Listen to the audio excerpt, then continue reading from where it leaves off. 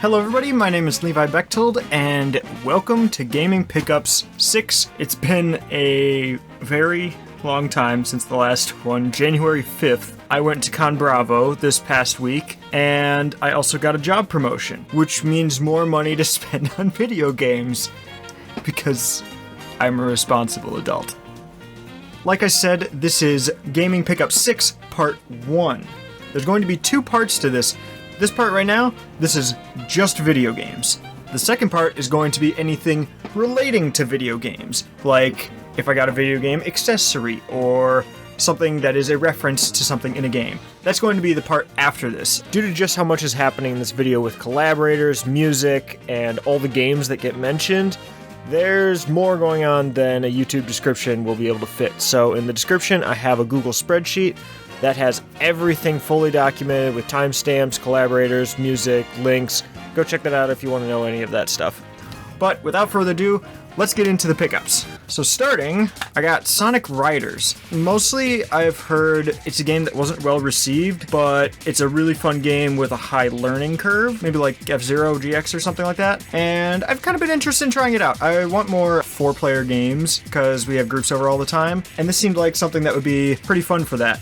It's just a game that has an interesting aesthetic. I've been interested in trying it out because this is kind of what the Sonic team was doing in the racing genre between Sonic R and Sonic All-Stars Racing. But this is kind of what they did in the middle. They also have a Kinect game that I don't think I care about enough, but I've been interested in trying out the series, and this seems like probably the best one to go with. Did you really think that I'd make a video this long, all on my own? Nope. We've got over 50 guest appearances to go through. And let's start out with...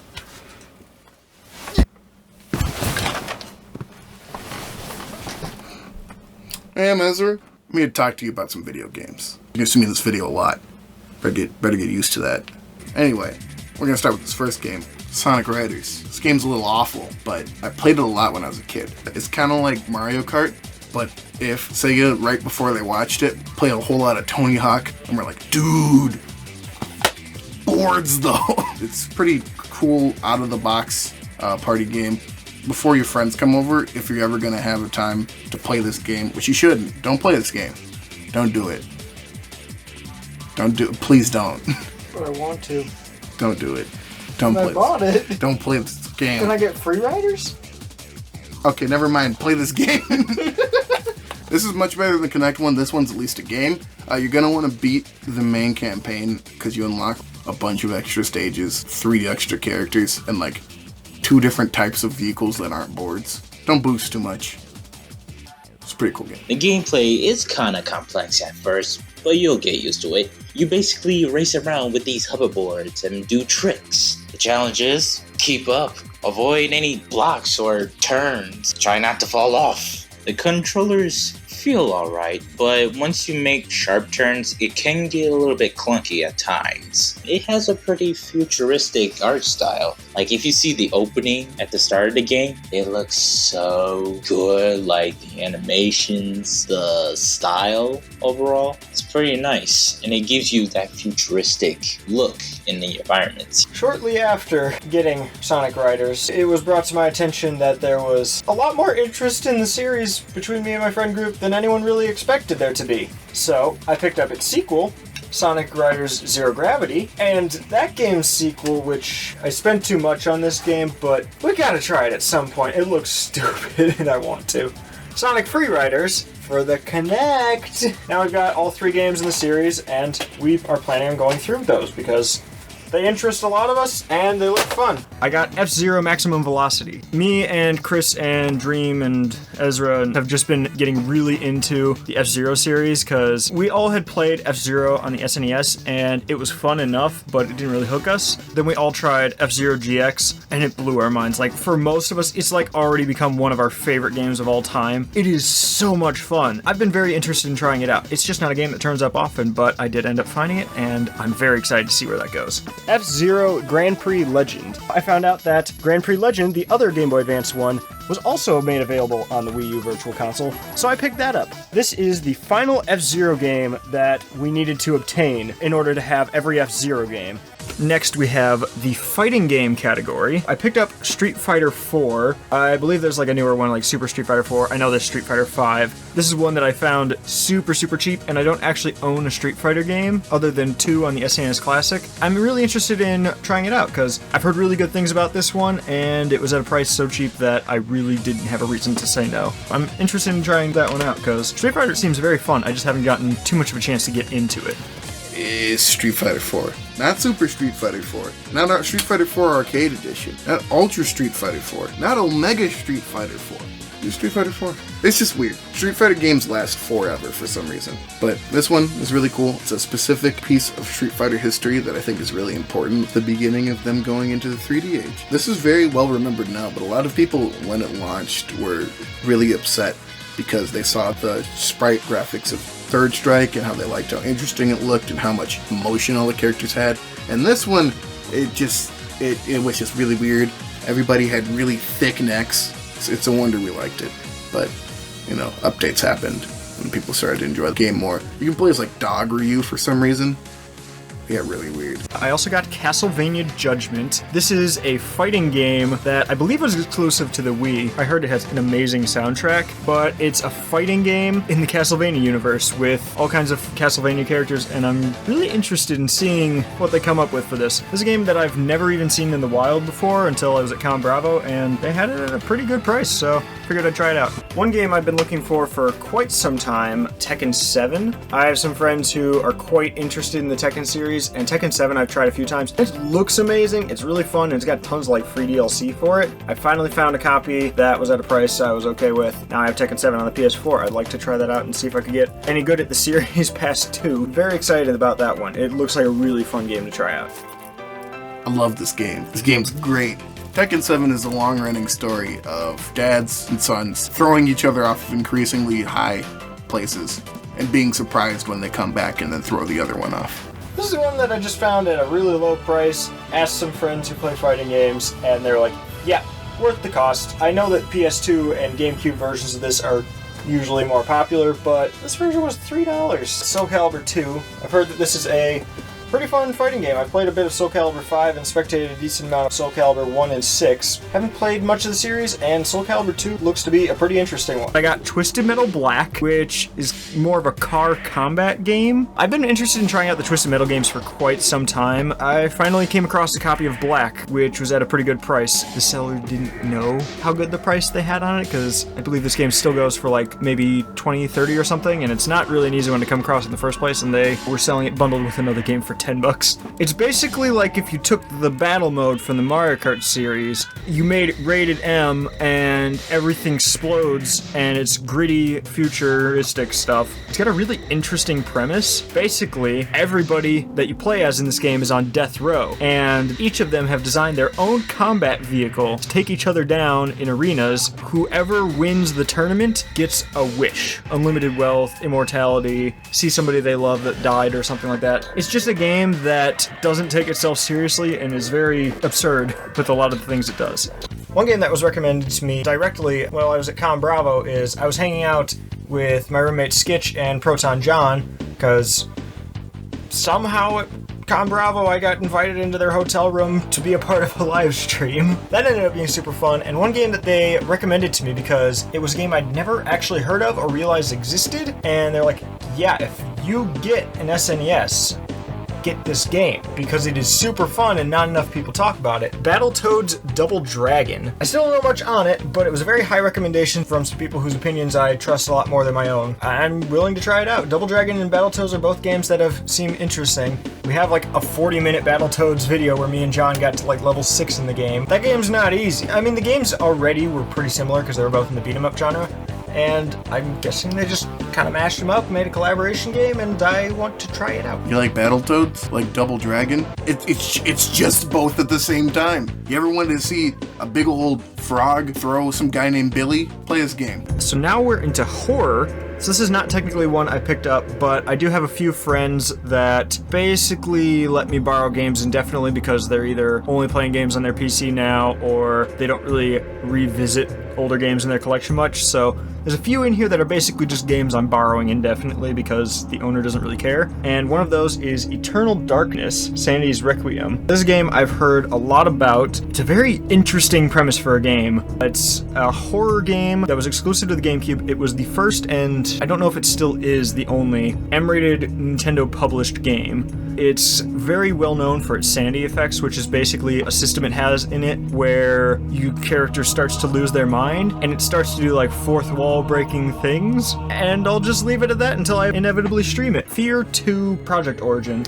Me and Ezra did a video on the first game a year or two ago, and it was pretty fun, but it felt a bit repetitive and we weren't really sure about some things with it. And we're interested in seeing what the sequel decided to do, because if the game was good enough to get a sequel, surely they hammered out some of the kinks and looked into what might fix it. But it's very interesting. It's kind of like a slow-paced first-person shooter. It looks like just your everyday COD or 007 game, but it plays a bit differently and has some very interesting horror themes going for it. I got the first Prey. I haven't played the newer Prey, but I've seen the entirety of it beginning to end. I'm really interested in seeing where the series started because I heard that this was a game that had a pretty good reception. I've been interested in seeing what exactly it's all about. It's probably comparable to something like Doom 3, maybe? I'm interested in seeing kind of where it goes or what's up with it because I don't know much more than just the general reputation of the franchise.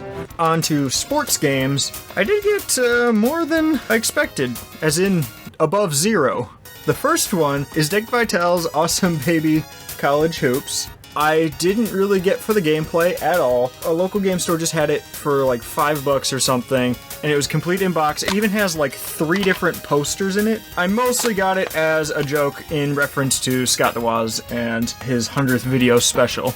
Mario Superstar Baseball and Mario Golf Toadstool Tour. These are both games that I've been interested in for a pretty long time, but I never really realized how interested I was in them until more recently when I was exposed to a few more mechanics about the game and a few more friends hyped it up for me. Like last year at Con Bravo, I got to play a little bit of Mario Baseball, and I've seen some footage of Mario Golf Toadstool Tour, and they seem like they're actually pretty good party games. They have multiple modes, they keep things very interesting, they don't really fall into just the sport. So I'm very interested in trying these 2 games out. Super Mario Baseball. If you had a GameCube back in the day, this was one of the, I feel like, the pivotal classic games next to Smash, next to Mario Tennis, next to Super Strikers, next to Double Dash, next to whatever if you had. If you didn't have this game, I am eternally sad because it was just a great experience. You're combining the magic of the Mario characters and America's great pastime of baseball into one sandwich that just makes a fun-filled experience. I got to play this game a bunch with my sisters growing up, and it still brings back memories of how imperative this game was to me as a child. It's a great game. The cutscenes are dope. The graphics were great for the time, too. I mean, what more could you ask? Baseball, man. Mario Superstar Baseball is a really charming game. As with most Mario sports games, there are changes to the original sport with character abilities and variable game lengths, which makes it really fun and unique. The mini-games are a lot of fun as well, and the controls are really intuitive and easy to use, and the soundtrack's pretty good too. Hey Levi, and thanks for having me. For me, Mario Golf Toadstool Tour on the GameCube is actually the best sports game ever made because you can teach someone how to play it, like super quick. Many nights of me playing this with my dad, and the music from the Golden Sun composer itself is like super memorable. One of my favorite games on the GameCube to this very day. It's a game that's so good that you can play it, and then once you know how to play it, you can learn new tricks like top spin, super top spin, backspin, super backspin, normal spin, everything. And then once you get good, you can do everything. It's insane. Onto puzzle games, I got the Ace Attorney trilogy. It just seems so interesting. I played the demo for one of them on the 3DS, and it was pretty fun. So I've been quite interested in seeing where all the series goes and what all the things they have going for it, because it seems like they have just some really interesting ideas and crazy mechanics, insane situations, and a lot of thought puzzles. So I'm very interested in seeing where they go with that. Yo, I'm Omega, and the game I chose for this segment is Ace Attorney. To start off, I really like the design of the game. I think it's beautifully crafted. I actually really love when games use sprites. We don't get enough of that nowadays. I also love the story and the continuity between each game. It was really cool seeing references made in the third game about like the first game. I think the part that I love the most about the game, and it's really cliche for me to say it out of all people, is the music.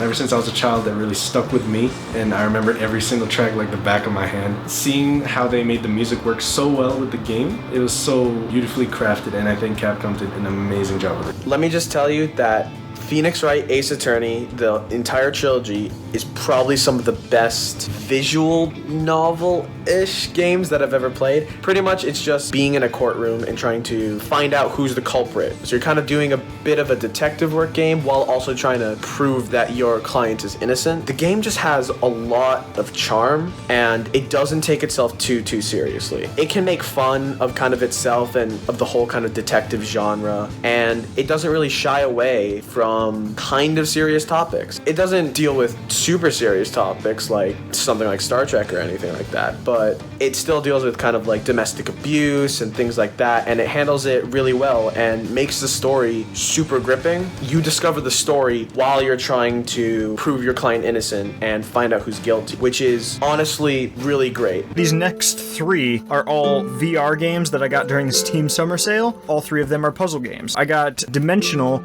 It's basically a puzzle game where the focus is you have a robot friend. A lot of the mechanics are based around manipulating the environment using him in order to progress. It's kind of like Portal style, but instead of a portal gun to navigate through each test chamber, it's teamwork with an AI that you get to control. Then I got Transpose, which is one that I am very excited to try out. It's got a very weird system going for it. It's a VR puzzle game where you can clone yourself indefinitely, you can manipulate time, you can manipulate gravity, and basically there's all manners of like moving objects and hitting switches and stuff, and even like killing your own clones just to try to make it to the end of the level. And it just seems like such an interesting and weird mechanic for a game to throw all those things together. And it's in VR, so super excited about that. The last puzzle game I got was the Talos Principle, which I actually know basically nothing about, but I've heard so much like, this is a good game, this is great, you should try it, it's an amazing puzzle game. It's well received, but I still don't know very much on it. The VR version ended up being pretty cheap, so I picked it up, and I'm interested in trying it out at some point. This is a game I've been wanting since before it was even announced, and that is Captain Toad Treasure Tracker. I really liked those levels in Mario 3D World. They were probably some of the highlights for me, but I always wanted to get Captain Toad Treasure Tracker once it came out, but I never knew if I cared enough about the idea to spend that much on it. Then they ended up coming out with a Switch and a 3DS version. That was cool and all, but this one's a lot cheaper. I like some of the stuff that they do with the Wii U gamepad, so I figured I'd grab this version. I'm very interested in trying that one out. Probably a lot more than I should be considering what kind of game it is, but I'm very excited. Yo, Captain Toad Treasure Tracker, one of the best games on the Wii U. I'm serious. One of the best games on the Wii U. Specifically the Wii U. Really nothing else. This is because of this thing. The gamepad, right? The gamepad was made so that you can look at both screens, right? The TV's right there. You can look at both screens, you can interact between them both, or you can just look at one, maybe show your friend the TV screen. Basically, that was like the point of the Wii U. Also, creative ideas. They're trying to be creative and out there, but like it didn't work, obviously, because the Wii U like sold like poopy. But for Captain Toad, it worked very well. But it's like the whole motion control gimmick, aiming, touching. You can't do that on the Switch, really. Not really. Not on the TV mode, at least. And the 3DS, like, what's a 3DS? No one cares about the 3DS anymore. The Wii U version is the OG. You gotta play that version. Don't even worry about the DLC and the Switch. Like, no one cares. But it was a very cool idea, they took something that was like some weird thing in 3D World on the Wii U, and they were just like, let's make a game about it. Huh? This game is like on the Switch now. Don't even bother. But if you happen to have a Wii U, go for it. Definitely a spicy meatball purchase. And then onto party games. The first one I got was Pac-Man Fever. This is one that I've heard about a little bit. I think I saw Game Grumps play it a little. It's kind of like a poor man's Mario Party. I was very interested in trying it out at some point. Just maybe run through it once or twice with some friends. It'd be interesting to get kind of a new take on this type of party game, the board game with mini games. It's a game that seems pretty interesting to me. Pac-Man Fever is a game that I'm pretty sure only exists to catch in on the name of the song. It's a party game that's kind of like Mario Party, especially like the kart-style Mario Parties, but just doesn't have the same flair as it. There's Pac-Man, Miss Pac-Man, and then a bunch of characters I don't really recognize. You have a guy that looks like Jimmy T from WarioWare, Bane from Batman with an axe. I think there's a ninja girl in there. It's not a bad game, I just wouldn't really call it a good one either. It's definitely worth a playthrough of one of the boards just to see how weird it gets, but it's not something you would really bring out at every party. Another one I got was Rayman Raving Rabbids. I've known very little on the Rabbids series, but I've been interested in kind of trying them out. It seemed like just a goofy party game that we could play for like an hour and just have fun, goof around, see what kind of stupid things it has to offer. I definitely remember it being a bit weird. If I remember correctly, the basis of the plot is the Rabbids kidnapped Rayman and locked him up, and now he's performing mini-games or tasks or whatever to entertain them. Throughout the game, you're earning plungers to climb your way out of yourself. It's a crazy game. Don't try to take it seriously at all. Lastly, for party games, there's Mario Party 4, 5, and 6. These ones I'm also all borrowing from somebody because they don't play them anymore, and I have people over often enough that I'm probably going to want to try to find some just like group party game at a moment's notice, and having a big stack of the Mario Party series is certainly helpful for that. I don't believe I've played 5 or 6 yet, but I did really enjoy what I played of 4, because we did do one round of 4 on stream, 5-6 months ago. Mario Party 6 is the best Mario Party, and that's just a fact. It has some of my favorite minigames, my favorite boards. It has the gimmick of day and night, which can ridiculously change things. It's Mario Party, but really freaking good. The first one I got in the stealth genre is Second Sight. This is another game very similar to PsyOps, the Mindgate Conspiracy, a game that I'd heard about a long time ago and just did not remember what exactly it was or what I was getting into. It's admittedly very similar in its plot, because with PsyOps, the plot is that you were being experimented on and they gave you psychic powers and your goal is to break out. This one is kind of the same thing, except it's more of a stealth game where you have like a chronic headache that can potentially create like psychic explosions. Kind of similar ideas, but this one handles it in more of a stealth and character-driven way, so I'm interested in seeing what exactly they have for that. I also got a good chunk of the Hitman series, which I've wanted to try these out quite a bit. They looked like they had a lot to offer, and I really liked the slow pace, thinking about what you're doing, and just trying to make it through each level bit by bit. Right now, we're actually recording a series on Hitman Conviction. Super excited for that series, and hopefully we can try to get through all these games and maybe some of the ones after that in the franchise. When we played Hitman, I didn't really expect to be especially entertained by it, because I'd seen it, but I'd never looked into it too much, and then found out you could choose to go guns blazing or take as little attention to yourself as possible. And it made it a lot more interesting to me. The last one for stealth I got was Styx Shards of Darkness. Some of my friends over at All Time Gaming were recommending it to me. It turns out that it's a really good looking game that's pretty recent and incredibly cheap anywhere you can actually find it. It's on PS4 and Xbox One, I believe, and maybe PC. It's like if Splinter Cell had a Lord of the Rings game, because you basically are playing as this goblin character, just going on like stealth missions, crazy landscapes and layouts. It's just kind of like a sneaking and stealth type game. I think you're like an assassin of some sort.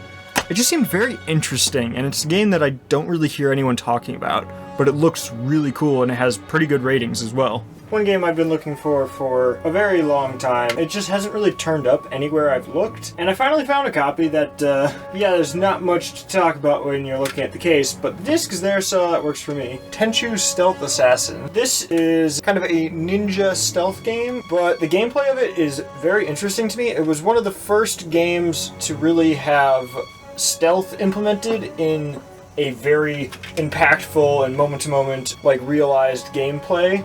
Because a lot of games like sometimes had stealth maybe, or had stealth that wasn't really realized all that well, or maybe it was like Thief, where it was just kind of like one really simple mechanic.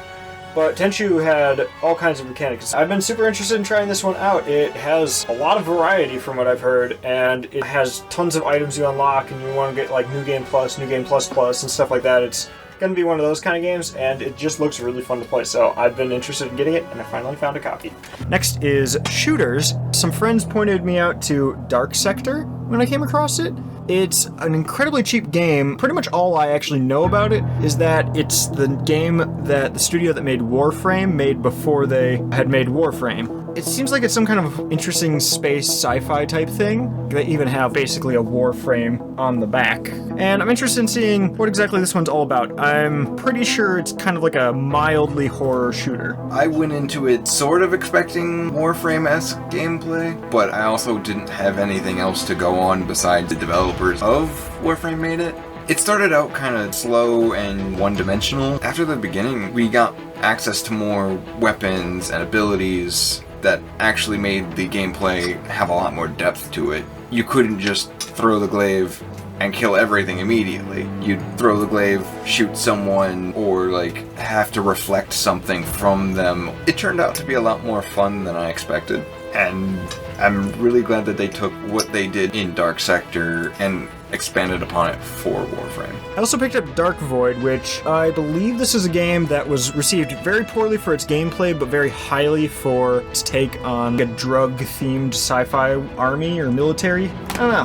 Found it really cheap. Thought it'd be worth giving a go at some point. Dark Void is an interesting third-person shooter. It's a little wonky. It's based off of the, I think it was SNES game, Dark Void. It was really cool. Got this dude, a mask, and jetpack, and he shot aliens. And came out of this rift in time known as the Dark Void. It's essentially your basic cover-based shooter, but it has kind of cool flight mechanics, and then there's like weird like vertical cover-based shooting. You think of a normal battlefield and just various like things in between you and your enemy, but it takes that and flips it vertically. Gameplay-wise, it's effectively the same thing, but it's just a cool thing aesthetic-wise. I also picked up Killzones 2 and 3. I played Killzone Mercenary on the Vita like 3 times now or something. It's such a fun game that's really well made for the console. Picked up Killzone 1 and Shadowfall a while back, and now I have 2 and 3 as well, which I believe completes the series, unless there's a PSP game or something I don't know about. They've been fun, what I've played of them. It's kind of like PlayStation's Halo. It's a sci-fi type adventure where the main thing is that the planet you're on, which I think is like Earth or something, there was kind of an evil organization you didn't like, so you threw them on Helghast. It's sounding like an Andros wannabe now, which was a separate planet entirely that was like all red and covered in fire and stuff. They didn't like that, so they just kind of declared war after their army was strong enough, and they're trying to take back Earth because that's kind of like the utopia between the two planets. So very interesting concept, but they've been pretty fun for what I've played. I also picked up Halo 5, and I got it pretty cheap because it didn't come with the case, and honestly I don't really care if it had the case. Me and John have been going through the Halo series because we'd never really played them before. We've been through 1, 2, and 3 now. We're looking into 3 ODST, Reach, then 4 and 5, but we didn't have 5 yet, so now I do have 5, and we can eventually get to it, I hope. This is one that I've been recommended specifically by Will, or Rabid Luigi, for a long time, and he even asked me about it at Con Bravo recently after I picked it up. But I got Red Steel 2. This is kind of like a Western samurai shooter for the Wii, and the first game was a very early launch title that just had some like really cool themes going for it, but the controls were not good. The second one, apparently they rely on the Motion Plus, and it ended up being a really solid game for like all kinds of crazy maneuvers and controls, and it ended up being a very fluid kind of like action-adventure shooter, so really interested in checking this one out at some point. I bought Red Steel 2 for $1.79 at GameStop. So basically what that tells me is nobody cares about this game. I have never heard anyone say, oh, remember Red Steel? I remember Red Steel 2? Those were great games. Which is honestly kind of a shame that nobody remembers them, considering that the first Red Steel is a Wii launch game that actually put the effort into utilizing the Wii Remote's unique features in a mature game.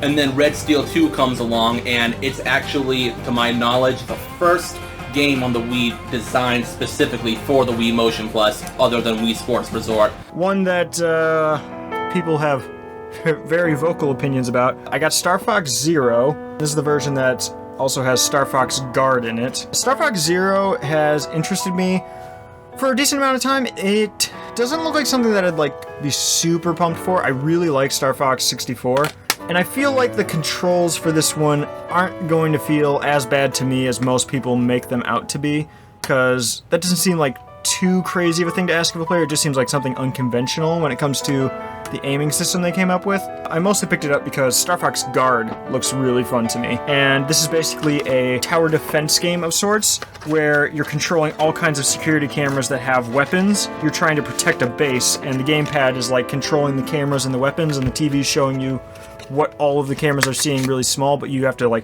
zoom in on them and take control and wipe out enemies as they approach the base. It seems like a really cool take on tower defense that you could only really pull off with the Wii U, so I'm really interested in trying Star Fox Guard.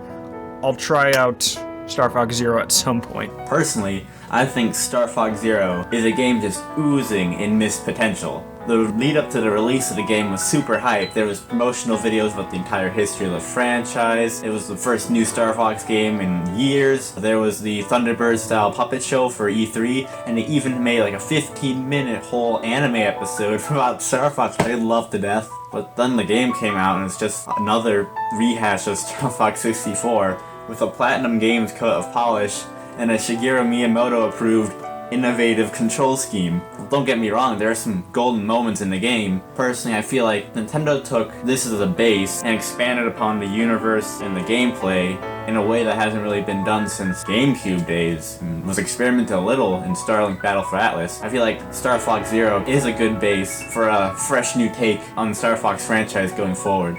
Good old Star Fox Zero, everybody's favorite Star Fox game. Actually, nobody likes this game, and it seems to be because the controls are too hard to learn.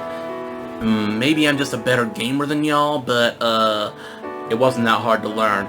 Actually, I like this game a lot. My only problem with it is that it has too much variety. Hear me out. There are gyro wing sections, there are all range mode sections, there's those chicken leg walker sections. But when it comes to Star Fox, I honestly just want to get in an R-wing and fly in a straight line and shoot stuff. Is that too much to ask for? Other than that, it's a great game and it does not deserve the backlash it gets. Doom 2016. I've been interested in this one for a while now. It's not really the kind of game I'd normally play by any means, but it still looked really fun, so I'm really interested in trying it out. I know that they have VR versions of it now, but those don't really have the same kind of feel I want because they have teleporting gameplay, and so much of the game is dependent on speed. Not really sure on the VR versions, but I've been very interested in trying out the either PS4, Xbox One, or PC version, and this is just the version I happen to find for pretty cheap. You like Doom? I enjoyed Doom. Doom's pretty cool. You know, the old saying back in the day when they first made it was rip and tear. They stayed very true to that.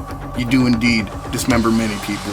It's a good old classic shooter. If you enjoy shooting people in video games and then taking their leg off and then shoving it in their face and then laughing maniacally and sucking all the ammunition and health packs from them, you're gonna enjoy this one. Call of Duty is a series that I've never really cared about at all. The multiplayer stuff just isn't for me, but if it has a compelling single player, maybe I'll look at it. I picked up Call of Duty 4 Modern Warfare a while back, and I'm really interested in trying that one out.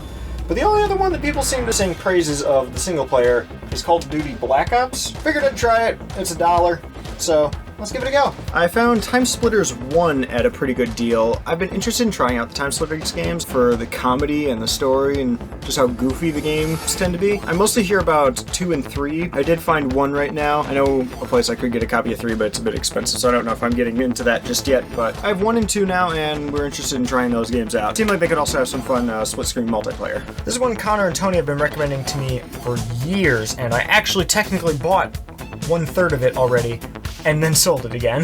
The Borderlands Handsome Collection. This is Borderlands, Borderlands 2, and Borderlands the pre-sequel. And what I really am interested in with this is it has 4-player split screen for the entire campaign of all 3 games. I'm very interested in us trying that out at some point, and I've been interested in the Borderlands games for quite some time. Originally, Connor and Tony got me to buy Borderlands 2 to play it with them. Within like the 3 days it took the game to ship here, they had already beaten the game, and they were moving on to the next game, so I didn't really have anyone to play that one with, and I had a loose disc for it. I don't know where it is. Maybe I gave it away, I don't know. But I'm interested in going back and trying out the games because they look really fun and stupid and crazy, and Borderlands 3 is about to come out, or maybe it's out depending on how long I take to edit this. But very interested in playing these. So one trilogy that I played a long time ago with Connor was the Gears of War series, and those games are super fun, oddly enough, considering how overdone cover-based shooters tend to feel. Those ones just held up, and they were great fun experiences to play with friends. The thing is, I never actually owned any of them, so a while back I got the remaster of Gears of War 1, but that still meant that I only had one game in the series, and it was my least favorite of that original trilogy. So I found Gears of War 2 and 3 stupid cheap and decided I'd get them. Who knows, maybe I'll replay them at some point, or maybe we'll just play them for the Horde mode or the multiplayer stuff, because honestly, they're really fun games, and I enjoyed playing them, so why not have my own copies? This is one I haven't heard of for the longest time, but it was cheap enough that I'd give it a try, and that is Singularity. If any of you have played Titanfall 2, it has one mission where you kind of have control over the past and the present. You can alternate between them with like a handheld device, and I really am interested in that mission in particular because it has a very interesting concept to it. Singularity is a game that came out quite a bit before that, and just designed its entire game around that concept. It's got all kinds of crazy stuff with time travel, fighting in like 2 or 3 realities at once. It's got a plot that actually goes between the time periods, like the bad guy has a time machine or whatever and you're trying to catch him. It looks incredibly interesting. I think the main goal of the game is you're trying to prevent a crazy doctor from starting World War III and becoming the emperor of the world or something like that. I've just been interested in giving it a try, and when I saw it at this price, why not? On to platformers. I've been interested in the Sonic Advance series for a while now. I just haven't known too much on them. I've spectated a little bit of Sonic Rush Adventure. I thought Sonic Colors on DS was a little uninteresting, but I've been really interested in trying out Sonic Advance 2, Sonic Advance 3, Sonic Rush, and Sonic Rush Adventure. I've been interested in trying those out, but they don't really turn up in the wild much, and if they do, they're not at prices that I really feel like they're worth paying.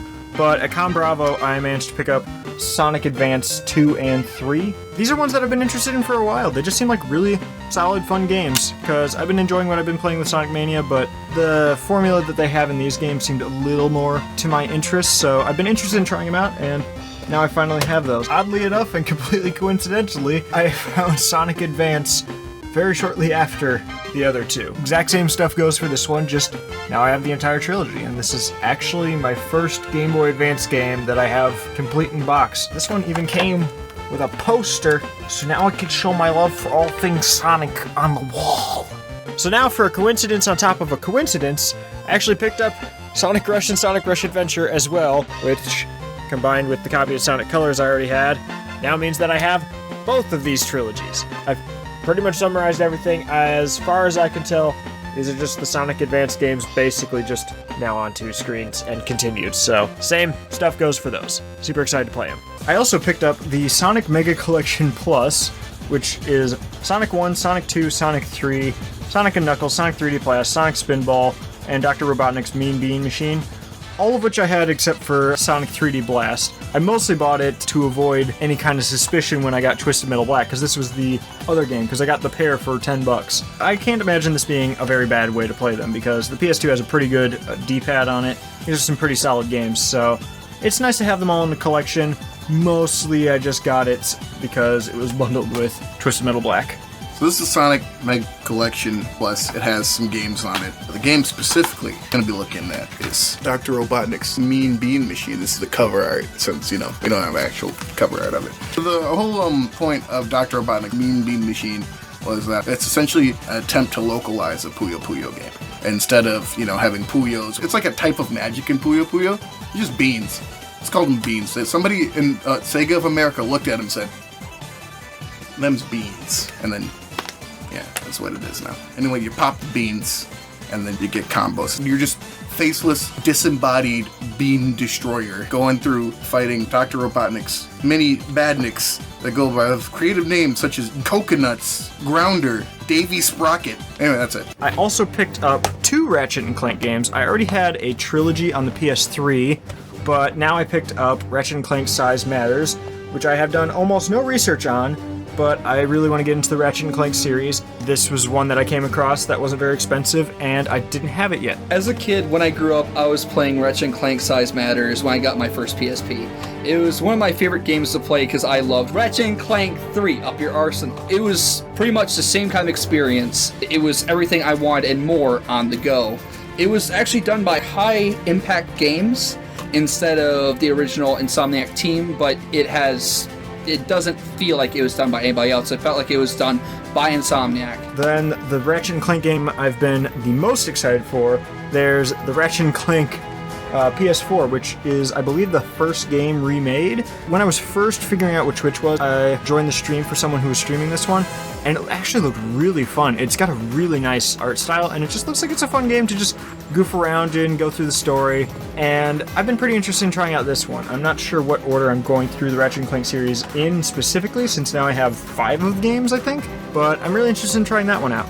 I also came across Jak and Daxter: The Lost Frontier, which is another one I hadn't really heard of. I thought I had every Jak and Daxter game, because I had 1, 2, 3, and Daxter on the PSP. I didn't really care about Jak X Racing or whatever it was called, but I came across this. I didn't know it was a game, and I'm sure I'll figure out more about it whenever I play it. I've had Sly Cooper: The Thieves in Time for quite some time now, and I've been interested in trying out the series for quite a while. I have 1, 2, and 3 as a PS3 collection, and I picked up 4 on the Vita a long time ago, and I haven't really gotten to it yet. I think I did like the first mission at one point, but I didn't get much further. It's fun, but it has low frame rates, and I can't capture it. It had bad load times. It was on like a small screen, but it was clearly designed for a larger screen. I wasn't too happy with it, so I figured I'd get it on PS3 because it wasn't too expensive. And there's a new and seal copied, which also has a download code for the PS Vita version. So now I have 3 copies of the game because it's on the PS Vita physically, it's on the PS3 physically, and I guess I have a Vita download code, so I don't know, hit me up on Discord if you want a download code of this for the Vita. Definitely gonna be a solid game either way. PS3 is probably just the better way to play it. I got Spyro Reignited Trilogy. The Spyro games as a whole have really interested me for a very long time, but I've never really gotten into them because I don't find them on PS1 often, and then they came out the Reignited Trilogy, which looks amazing, but I purposefully didn't get it very early on because it had horrendous motion blur. Like, even the most basic turns are like, everything is a smear, and I just didn't like it. And apparently, like, a year after the game came out, they patched it and made it a little bit less of a motion blur, so I figured I'd give it a try, but I had never seen motion blur that bad in a game, and I'm really glad that they fixed it. Really interested in trying that one out.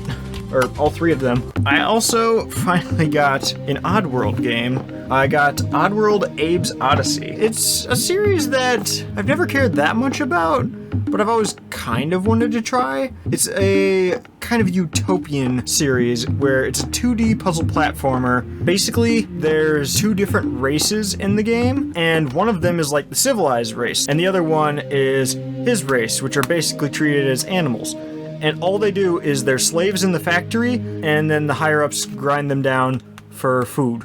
Basically, your job in the game is to escape, survive, and also save as many of your friends along the way as you can. This game scared the crap out of me as a kid, and also has one of the most robust communication systems for its time. It's really nice and very intuitive, and it's puzzle solving. The tone of it's really creepy and eerie. It's just a nice time. Like, look at this old ESRB T rating thing it has right there.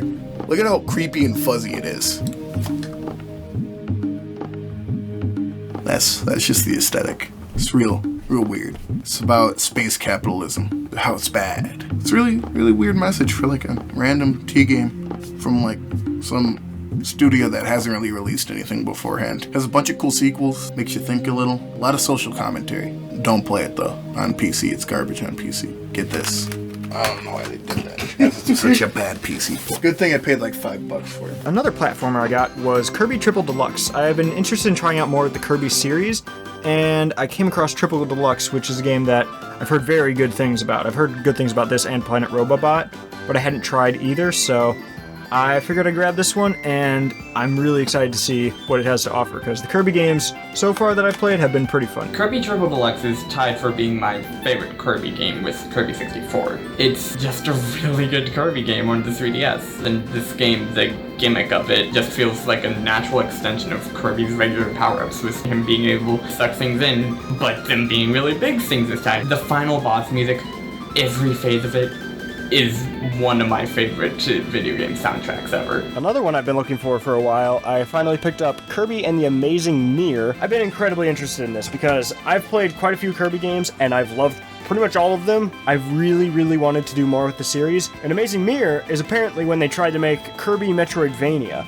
and that sounds amazing, and I need that in my life. I've been looking for this one on Game Boy Advance for the longest time. I didn't realize it was available on the Wii U Virtual Console, and once I found out it was an insta-buy. It's a game I've been very excited to try out. Castlevania, Aria of Sorrow. I've been really interested in trying out the Castlevania games. I've played a few of them, and I own quite a few of them now. Aria of Sorrow is considered to be one of the big games for the series. When people make like lists of the best games available in the Castlevania series, the three that I always see at the top are Symphony of the Night, Rondo of Blood, and Aria of Sorrow. Aria of Sorrow is not one I actually hear anyone talk about that much, but apparently fans who have played all the games really like that one. The main gist of it is when Symphony of the Night kind of created the Metroidvania genre, Aria of Sorrow is the next game that tried to refine more of what Symphony of the Night had introduced, so super excited about that one. So I thought it was the coolest thing that you could not only take souls, but then use them for your various attacks and things. I thought that was the coolest mechanic. The music is absolutely excellent, and I love the fact that it returned to Symphony of the Night gameplay. I wanted that so badly at that time frame. And some of the later revelations and things that happen in the plot just make this an instant classic. This is a game that's always had a really odd track record, as far as I've been able to tell. It's the only game left in a series that I've really liked so far. Donkey Kong Country 3. The really weird thing with this is that the SNES Classic came with Donkey Kong Country. The Wii U eShop has Donkey Kong Country 2, but the Wii U eShop doesn't have Donkey Kong Country 1, and the SNES Classic doesn't have Donkey Kong Country 2. And neither have Donkey Kong Country 3, so I just decided to get it on original hardware because it turns out there's not really a good way to play it on the modern system, but I really liked what I've played so far of the Donkey Kong Country series, and I would like more of it. So I've been trying to build my GameCube collection a lot. One game that has had a weird track record in that is Wario World. This is one that I've always heard about, it's always looked interesting, I've wanted to try it, but I feel like no one talks about this game. You could ask people to make their top 20 GameCube games list, no one will even remember this game exists, and I don't know why. Because it's got one of Nintendo's big IPs in it. It looks interesting, I want to try it out. It could be fun, I don't know how long it is, or if it focuses more on puzzles or platforming or combat, but it just looks like a game that won't be taking itself too seriously, and I'm interested in giving it a go. I got Wario Master of Disguise. This is my first DS game on the Wii U, actually, and they're interesting. It's like a thief-based game with possibly some stealth, and it's got all kinds of weird costumes and strange abilities. It's basically another Wario Land game, from what I can tell, but this is one that we rented from the library when I was younger. I got the first hour or so into it, and I thought it was really fun. I didn't have much experience with games like that at the time. Now I found out that I could get it for super cheap on the Virtual Console, so I have that now, and I'm very excited to try it out at some point. This is a game that's really not even talked about, which is a real shame because back when I played this game, I actually had quite a bit of fun with it. What I like about this game is Wario has many different costumes that can do many different things, depending on what shapes you draw with the stylus for each costume. If you're Painter Wario, then you draw squares and it makes blocks for Wario to jump on. It's still got the silliness of a Wario game. It's just not the kind of gameplay you'd expect from a Wario game other than the platforming part. I got Yuku's Island Express, which is basically a mail delivery pinball platformer adventure game. A friend of mine, Luis Olamilla, had shown this to me in a review a while back, and it really interested me, but I never was sure if I was going all out for it because it's like a $25 game. But the eShop had like a flash sale where it was half price, and I jumped on it because it's a game that looks really fun and charming, and I've been interested in trying it out for a while now. This is one that I've been wanting for a very long time, but it was always holding its value pretty well, and I never really saw it in stores, mostly because of the console it's on, but I really enjoyed the demo of it, and that's Tearaway. This is a PlayStation Vita exclusive. It also got a remaster of sorts on the PS4, but it was basically a game designed to take advantage of every feature the PSP had to offer, whether it be back touchpad, front touchpad, 2 cameras on it, it's like gyroscope stuff, and it was just a very, very charming game. I really liked the demo of it, and I've been meaning to try the full version, and I was much more interested in getting the Vita version, because that's where a lot of the ideas originated for. I'd rather just have it in its original format than them trying to just take out features and remap things for a PS4 controller. And this is a game I've been looking for quite some time. I've been quite interested in finding it, but it just doesn't turn up often, and when it does, it's still not the cheapest game ever, but I got a pretty good deal on it, and that is Ape Escape. This is a 3D platformer sneaking, capturing game, kind of. Basically, the plot is that there's a doctor who works on apes and monkeys and stuff. Things don't quite go all according to plan, and one of them becomes really smart and kind of evil, and sets all of the other ones loose. Each of them have different properties based on, like, their hat color or something, and you have to go catch them and retrieve all of them. But what's very interesting about it, though, is this is the game that, I don't know if it debuted it necessarily, but it was the main game that focused on the DualShock compatibility, because it uses the 2 analog sticks in very weird ways. Like, there's a helicopter move where you rotate the analog stick around. You have to like control the net by like flicking the analog stick. It's got some interesting ideas behind it, and I've been very interested in trying this one out. Ape Escape is honestly one of the most fun games I've ever played. The controls are a little weird to get used to at first, but once you do, they really work for the game. The art style hasn't aged super well, but other than that, this game is like everything you'd ever want for a game geared towards children. It's got cheesy voice acting, over-the-top plot, super fun gameplay, and a really fun soundtrack. I got Crash Bandicoot Insane Trilogy, which, I don't know. Spyro always interested me a lot more than Crash did, but it was at a good price, and I'm interested in trying it out. They just look fun. They look more challenging than I can usually manage to get through, but I'm gonna try it anyway. It's just Crash Bandicoot, though. That's all it is. Pretty good. If you like Crash Bandicoot, you'll like Crash Bandicoot. We're just rolling with that take. I got Glover, which isn't exactly a great game, but the N64 is definitely the best way to play it, and I usually find it for quite a bit more than this, so I was happy to pick this one up. It's a game that I've at least wanted to try for a while, and it was a cheap enough price that I figured it'd be good for just goofing around with or trying out, so definitely interested in that. It's a 3D platformer where your character's a ball, and they can change the properties of the ball to be like a bowling ball or a diamond or a bouncy ball or like a pebble or something, and you can do all kinds of weird little platforming things with it. I hear it can be very frustrating, but it seems charming enough. I'll try it. We'll see. I remember getting this game. My aunt got it for me. It's about a glove. It's a really weird concept. I don't think it's necessarily the greatest game in the world, but there's something interesting about that time when Nintendo 64 games, no matter what they were, they still had something really good about the music, which Glover has pretty interesting music. There's some like whimsical nature about each level being themed. Atlantis levels, Greek levels. There was always something kind of interesting. Even if you play it now, you'll probably be like, why was this ever a game? But I think the ideas of running around on a ball stayed. Other games like Galaxy have taken from it, and just platformers in general. I don't think they should forget what happened to Glover, or the Glover 2 that we never got. You ever wanted to be a glove? Glover's pretty cool, because you get to be a glove and he goes around and he has like a big old ball and he goes, woo, woo. It's cool. It's really cool. You gotta do it. There's like this one cool part. You can turn the ball into like this crystal, right? But then you can also like dribble the ball too and like throw it. But it's funny because you turn it into the crystal, the ball explodes and you die. That's it.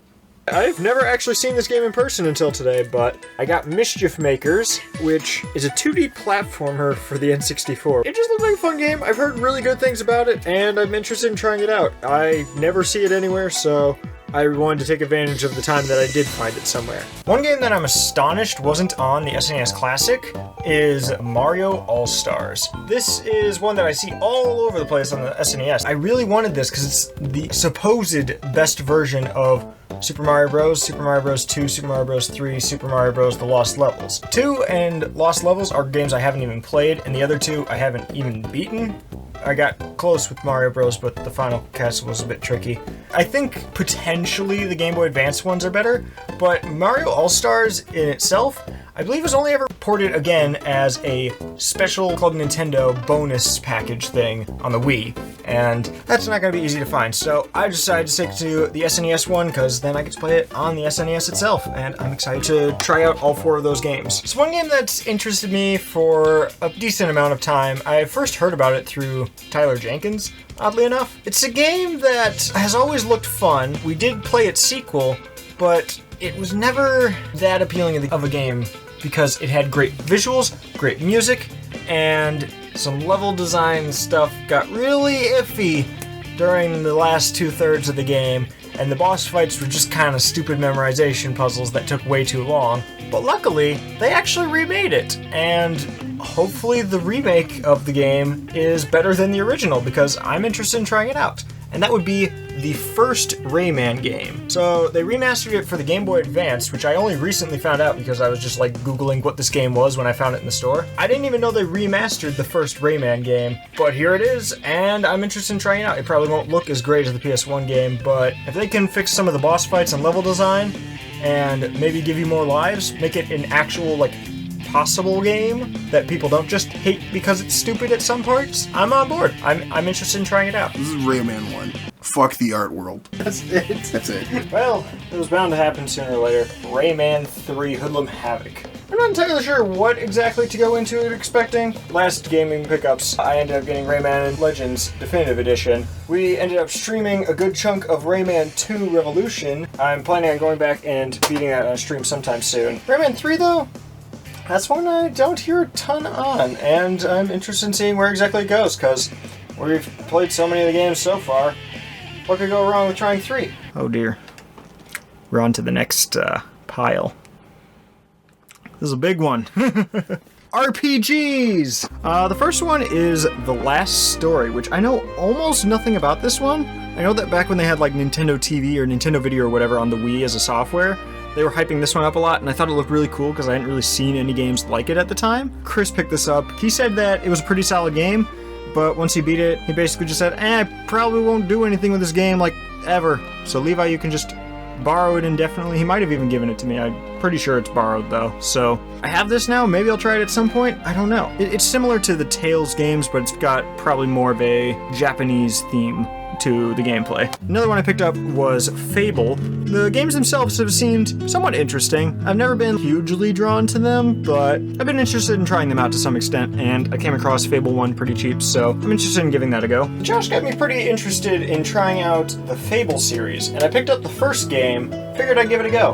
Unfortunately, it looks like this is the one that he doesn't like in the series, and I don't really see copies of 2 or 3 in the wild all that much. For now, I was stuck with this. I still want to play the games in order and start with this one, but there's more going on in the series than that. So I managed to find Fables 2 and 3 for $1 each. Try them out. They're RPGs that, as far as I can tell, are held in pretty high regard, even though something to do with the developer making false promises or something, but whatever. As long as the games are fun, I'll give them a go. If they're $1, I'll try pretty much anything. Fable 1 is a good game that sets up the core gameplay and interesting ideas. Fable 2 builds upon that and adds multiplayer. And Fable 3 just really doesn't care, but is still a fun game anyways. The Mass Effect trilogy. The first game was a little janky with some of its gameplay, but the world building, character design, choice system, it was very interesting to me. Then I played Mass Effect 2 and 3.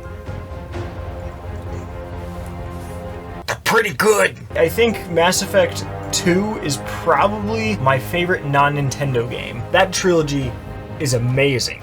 I highly recommend it to everyone. But they decided to make a 4th game, Mass Effect Andromeda. People did not like this. Apparently it was a buggy mess and everything. They've had like a year or 2 to patch it, so I'm a bit more hopeful, but apparently just had some weird decisions. I figured I'd try it out because I stopped into a pawn shop of all places. They were basically throwing this away. Other places I still find it for $20, but if I can get it that cheap, I will try it. Who knows? Maybe it's worth it. So like I said, Mass Effect is a series that I really liked. But what if that same studio, at a similar time frame, made another game that also had a lot of choice and character and interesting world building and lore behind it? Well, meet Dragon Age Origins. I already had this one though. I am very interested in trying it out. And they'd actually got a few sequels. One of which being Dragon Age Inquisition, which is one that I've been somewhat interested in trying. Dragon Age Origins is the main one I do want to try, but I did pick up Dragon Age Inquisition and I want to try it out. I think that the series looks quite interesting, and I have some friends who have really recommended it to me, so I want to see what it has to offer because it looks really cool for a fantasy game with a lot of choice and interesting scenarios in it. And these next two are also ones that I already had. But Final Fantasy VII, I finally picked it up because it was slightly cheaper in Canada than it is in the States. And I've already had this on PC, and that's the version I was planning on playing, but I guess stuff goes wrong in the PC version. The PC version's kind of buggy, or something's weird with mods, I don't know. Everyone keeps saying just get it on PS1 instead, so I caved and grabbed the PS1 version. I'm interested in trying this game out at some point. It's very popular, and I like RPGs, so I'll see what Midgar has to offer. Another one I picked up was Final Fantasy X and X-2, which I also had for the Vita, except I played a little bit of it just to see what it looked like on the Vita, and I felt like it was just too small of a screen, so I decided to pick up the PS4 version for pretty cheap. It seems like it'd be just the better way to play anyway, and then I could actually stream and record it. Final Fantasy X is an interesting game to say the least, because for me personally, what I appreciate the most in an RPG is that it has really, really great characters.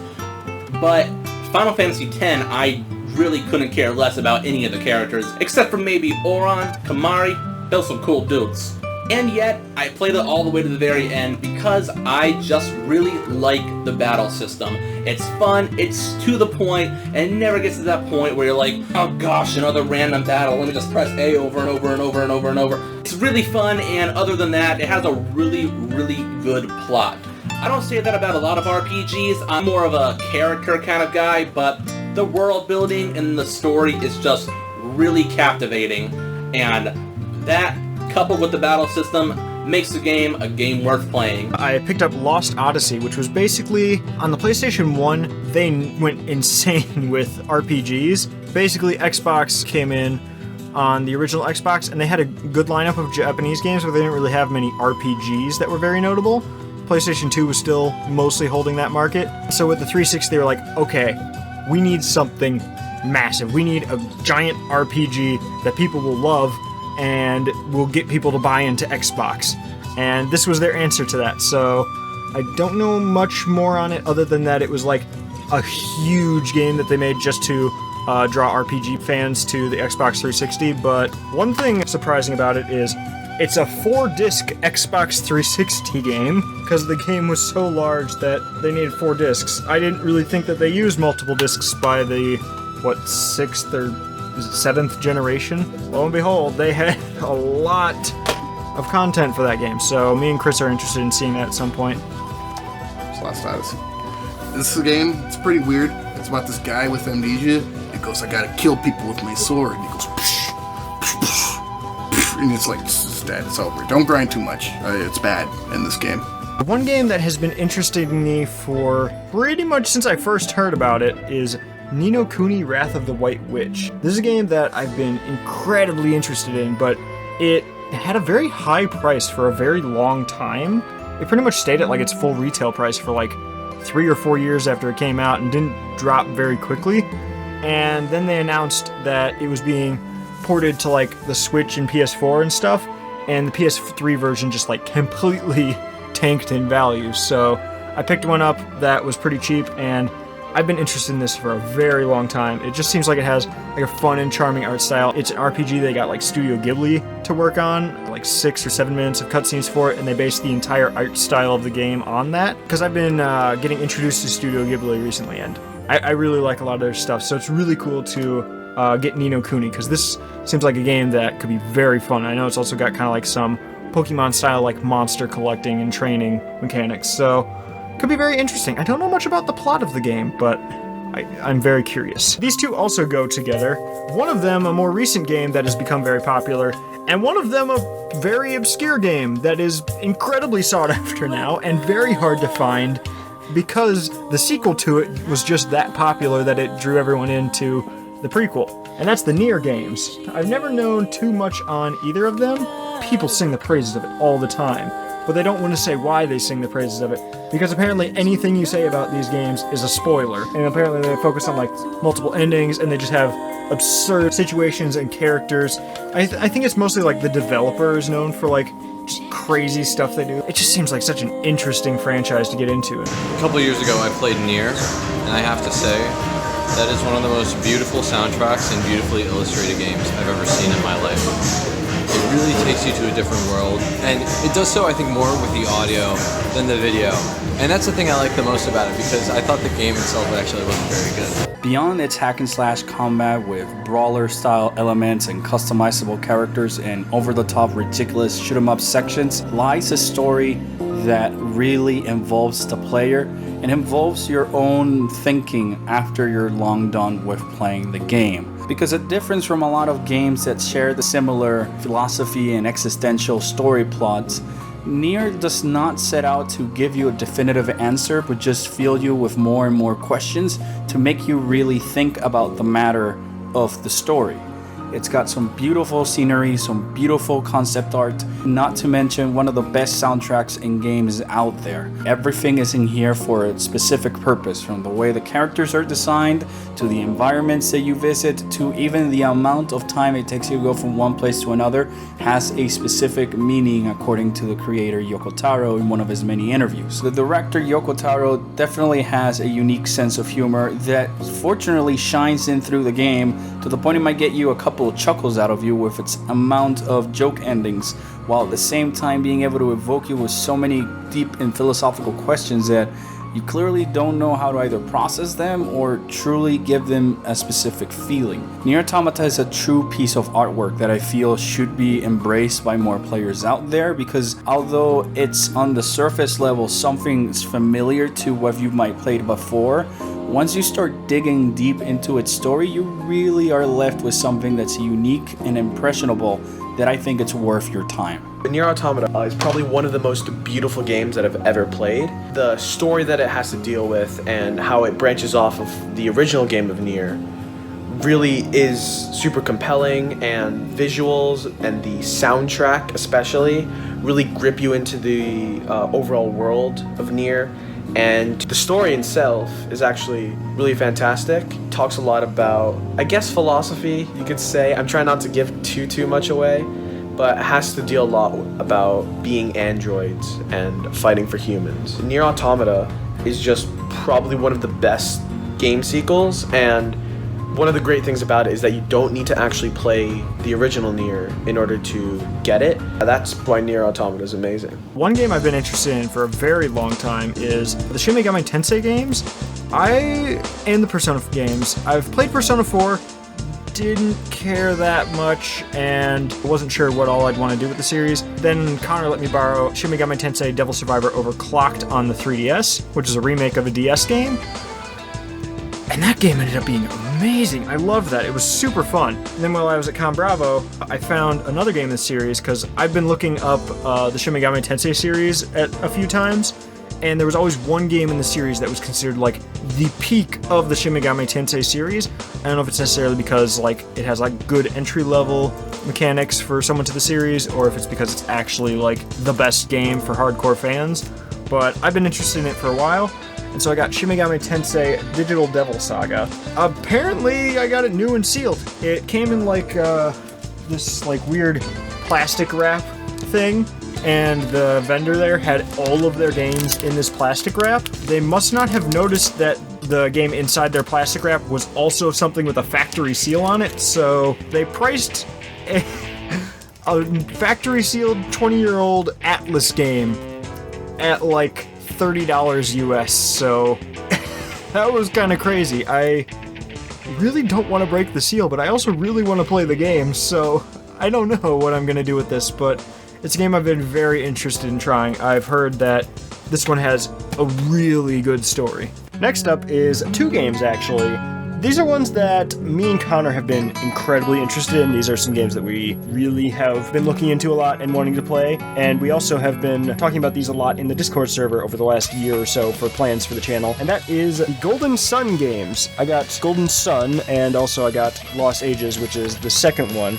Me and Connor have played a ton of Golden Sun 3. We've both beaten the game, we've both beaten it a second time, 100%, and we both got most of the way, if not beating, a third account on it as well. So we've certainly played a lot of Dark Dawn, and we really, really like that one. But fans hate that one. Apparently it's the worst of the series by far, and me and Connor have decided that if that's the worst, then there's going to be some really interesting things in the first and second games, which are actually more like first and second half of the same game, more or less. Connor actually has the Game Boy Advance version of the first game, but it has a dead battery in it, and I've played the first like half hour of the game, and then it crashed, wouldn't let me save, so yeah, I never got that much further in that one. I've been interested in trying it again, and now I finally have the opportunity to, because I finally have them on the Wii U, and so I'm very, very excited about that. It's as far as like me and Connor bought 3DSs specifically because we wanted Golden Sun 4, and me and Connor, our most wanted game on Switch right now is probably still Golden Sun 4. So one of my favorite games of all time, and I didn't even play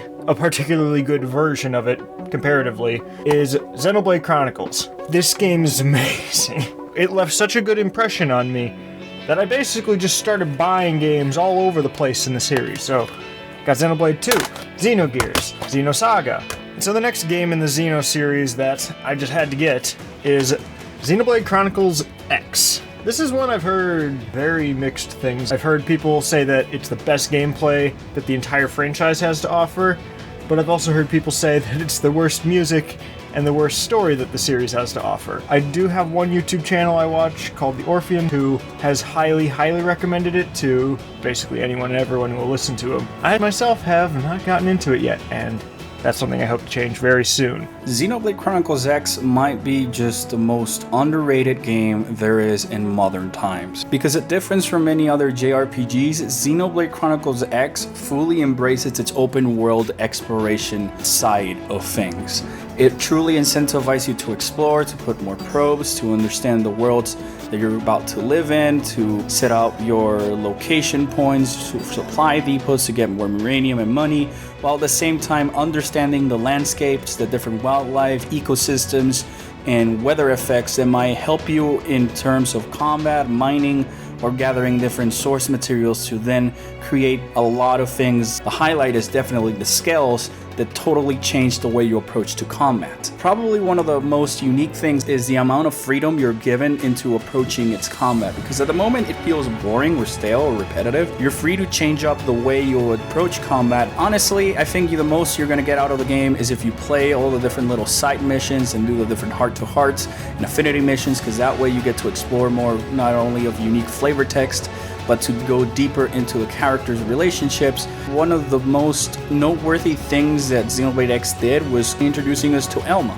I could go on about this character forever and ever, but Elma is such a feat of a character that I feel not many games manage to do in terms of creating a strong, iconic female protagonist. Make sure you get this game because you're in for a treat. And then the last category, wait, what is this one? Action Adventure, of course, it's the largest one.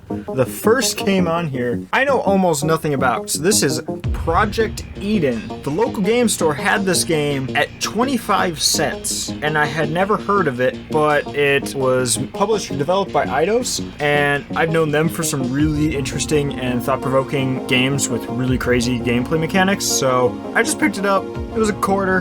Who knows what it has to offer? I heard it's a team of police in a utopian city.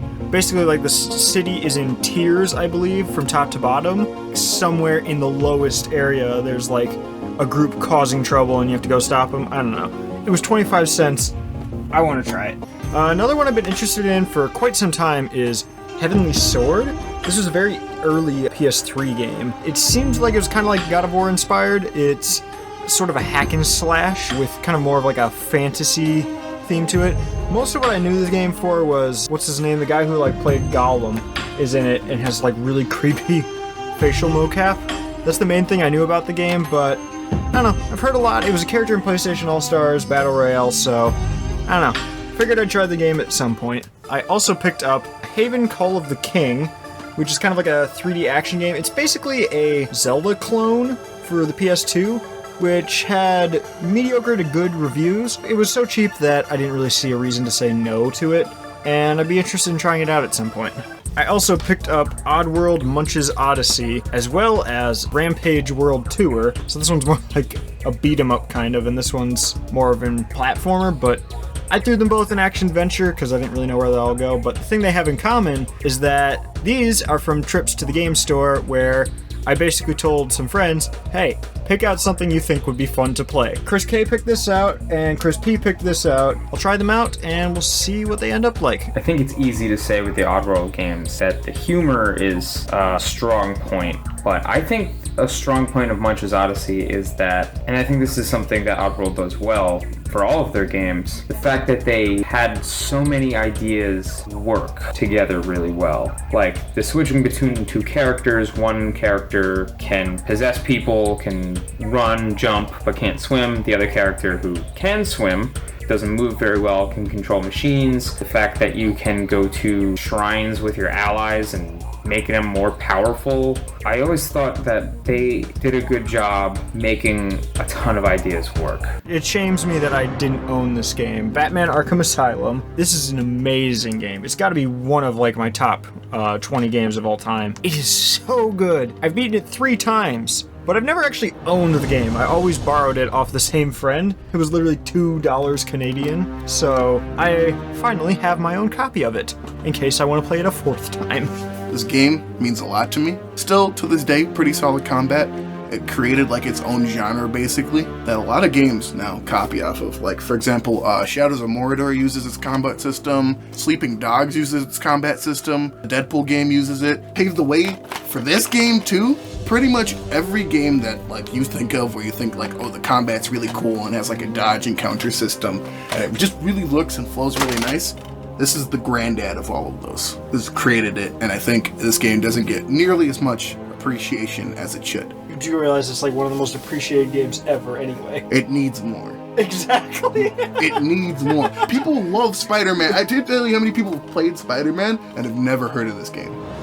Not heard of? They have not heard of it. What? I don't know how they haven't. I also picked up the Prince of Persia reboot. Now, this is a game that a lot of people didn't necessarily hate, but it did not grab anywhere near the audience of the original series or the Sands of Time series. This is just kind of when they tried to reboot it, because I think the most recent, I don't even remember what it was called, one just sold really poorly. So they decided to just kind of reboot the entire series. I don't really know what all they did that was so bad, but generally was received kind of mixed, but it seemed like most of that was down to new interpretation of the series rather than the game itself, so I'm interested in seeing what all it actually has to offer on its own, rather than just how it represents the series. This is something I picked up like a year or two ago, but I got the original Tomb Raider, and I've been interested in going through the original series at some point, because they were very well received. I'm not sure just how dated they're going to be. They definitely seem like some games that can be very dated. So, in order to fix that, I picked up Tomb Raider Anniversary, which is literally just the first Tomb Raider, but they remade it in the engine of the PS2 games. It's just the first Tomb Raider in its best version or incarnation. Now I'm even more interested in trying out the original Tomb Raider series, because now I have a better point to jump into it, because the first game I'm guessing is very dated in its original format, but I'm hoping that that version is pretty good. Also picked up Tomb Raider 2 and 3, which these I don't believe got remasters necessarily. Same thing, interested in trying them out. It seems like the series got better with every installment, and I'd like to see where they go. Earlier this year, I decided to stream Tomb Raider 2013. This ended up being a game that I was a little confused by. Generally, me and chat found it to be a little bit too linear. It hurt the experience of the game a lot for it feeling like almost every decision you could make in the game was predetermined by the developers. It was still a really good-looking game that still played pretty well for the most part, and it had an interesting enough way of laying out its plot and story, but it didn't have enough gameplay for what I was looking for. It has a sequel, though, Rise of the Tomb Raider, which I'm told focuses significantly more on the gameplay parts of it, and I picked it up, and I'm hoping to try it out. Maybe it fixes things a little bit, maybe it's exactly the same thing again. Regardless, it's cheap enough that I was willing to give it a try. One game I've heard about for quite some time, but never really invested time into all that much. One that both Tony and the Game Grumps have gotten me a little bit more interested in is the Dead Rising series. Looking them over, the main one that catches my interest, and looks like most of the fan bases as well, is Dead Rising 2. I've managed to find a copy for $1, which it's a very interesting copy with a PS3 sleeve and a PS3 case, but it's an Xbox 360 version of the game. I'll try it out, I'll give it a go. Good price for a good game. Another game that I already owned, and we've actually tried to, I don't know if we tried to stream it, but we at least tried to record it, me and Dream, but the Steam version of this game is a buggy mess that doesn't work, so I just picked it up on PS2. And this is Beyond Good and Evil. It's a game that's getting a sequel sometime soon that people have been really hyped up about. Kind of like a hidden gem that was talked about pretty frequently like 5 or 6 years ago. It's kind of an action-adventure game based around like some adopted girl in a weird sci-fi fantasy thing where like half the characters are animals and stuff, and you're like a journalist or a photographer trying to solve a mystery or something like that. It just had a very interesting premise, but don't get the game on Steam like I did, because it turns out the Steam version is a buggy mess, and even when we had like 4 people who use Steam a lot more than me trying to get it to work, it wasn't working, because it kept making it like full screen, but it was stuck on one side of the screen, and it was shrunken down. If you click off the tab to access like recording softwares or anything, it closed the game, it didn't just minimize it. It only had prompts for the original Xbox, but it only let you control it using the keyboard, not even the mouse, and you couldn't tell what any input was, so were just random keys on the keyboard that controlled random things. And like we were messing with it for like 40 or 50 minutes, and we couldn't even get out of the title screen, so don't get it on PC because something's not right with that version. But hopefully we won't run into that on PS2. Haven't played it yet. I'd actually love to. I saw some footage before, and I'm just like, that's a game I want to play. PC optimization is shit. We couldn't get it captured right, or We couldn't get any. no, the PC controls sucked it. Couldn't get past the menu screen. Yeah, it sucked. Fuck! Stop killing people! Stop it! Sorry. I also picked up Dishonored 2. I've been very interested in the Dishonored games for a while. I did play a little bit of the first one to get footage for a music video by, I don't actually know how to pronounce her name, and Kane White, but I did some footage for one of their videos of the first game, and that was super fun. I'd really like to go back and play more of it. They seem like very interesting games with cool decisions and even some like time trial stuff in the later game, and the second game looks like it evolves on that. It didn't really get as much of a reputation as the first game did, but I'm still very interested in trying it out. They seem like really cool stealth utopian games. Like Dishonored? Pretty cool game, right? Bam, Dishonored 2 has 2 characters, two knives, 2 abilities. Get to stab people. There's rats in it. It's pretty cool. Doesn't really have the same chaos system as the first game. Pretty enjoyable though. Gotta say, oh no, what you doing? Homeboy, what you doing? You just got unsure of what you were doing. Hey, look, it's my hand. You know this hand. This is one that has a really weird concept to it. That is Quantum Break. This is the next game Remedy Software made after Alan Wake. It's incredibly story-centric, but it's still generally a third-person shooter, but the story is far more taking center stage. Like, this is literally known as the half-game, half-TV show game, because it has really long cutscenes, and it will literally cut away to live-action videos for like half an hour sometimes. It may not be as much of a video game as most video games are, but that doesn't mean it's not going to be fun and interesting.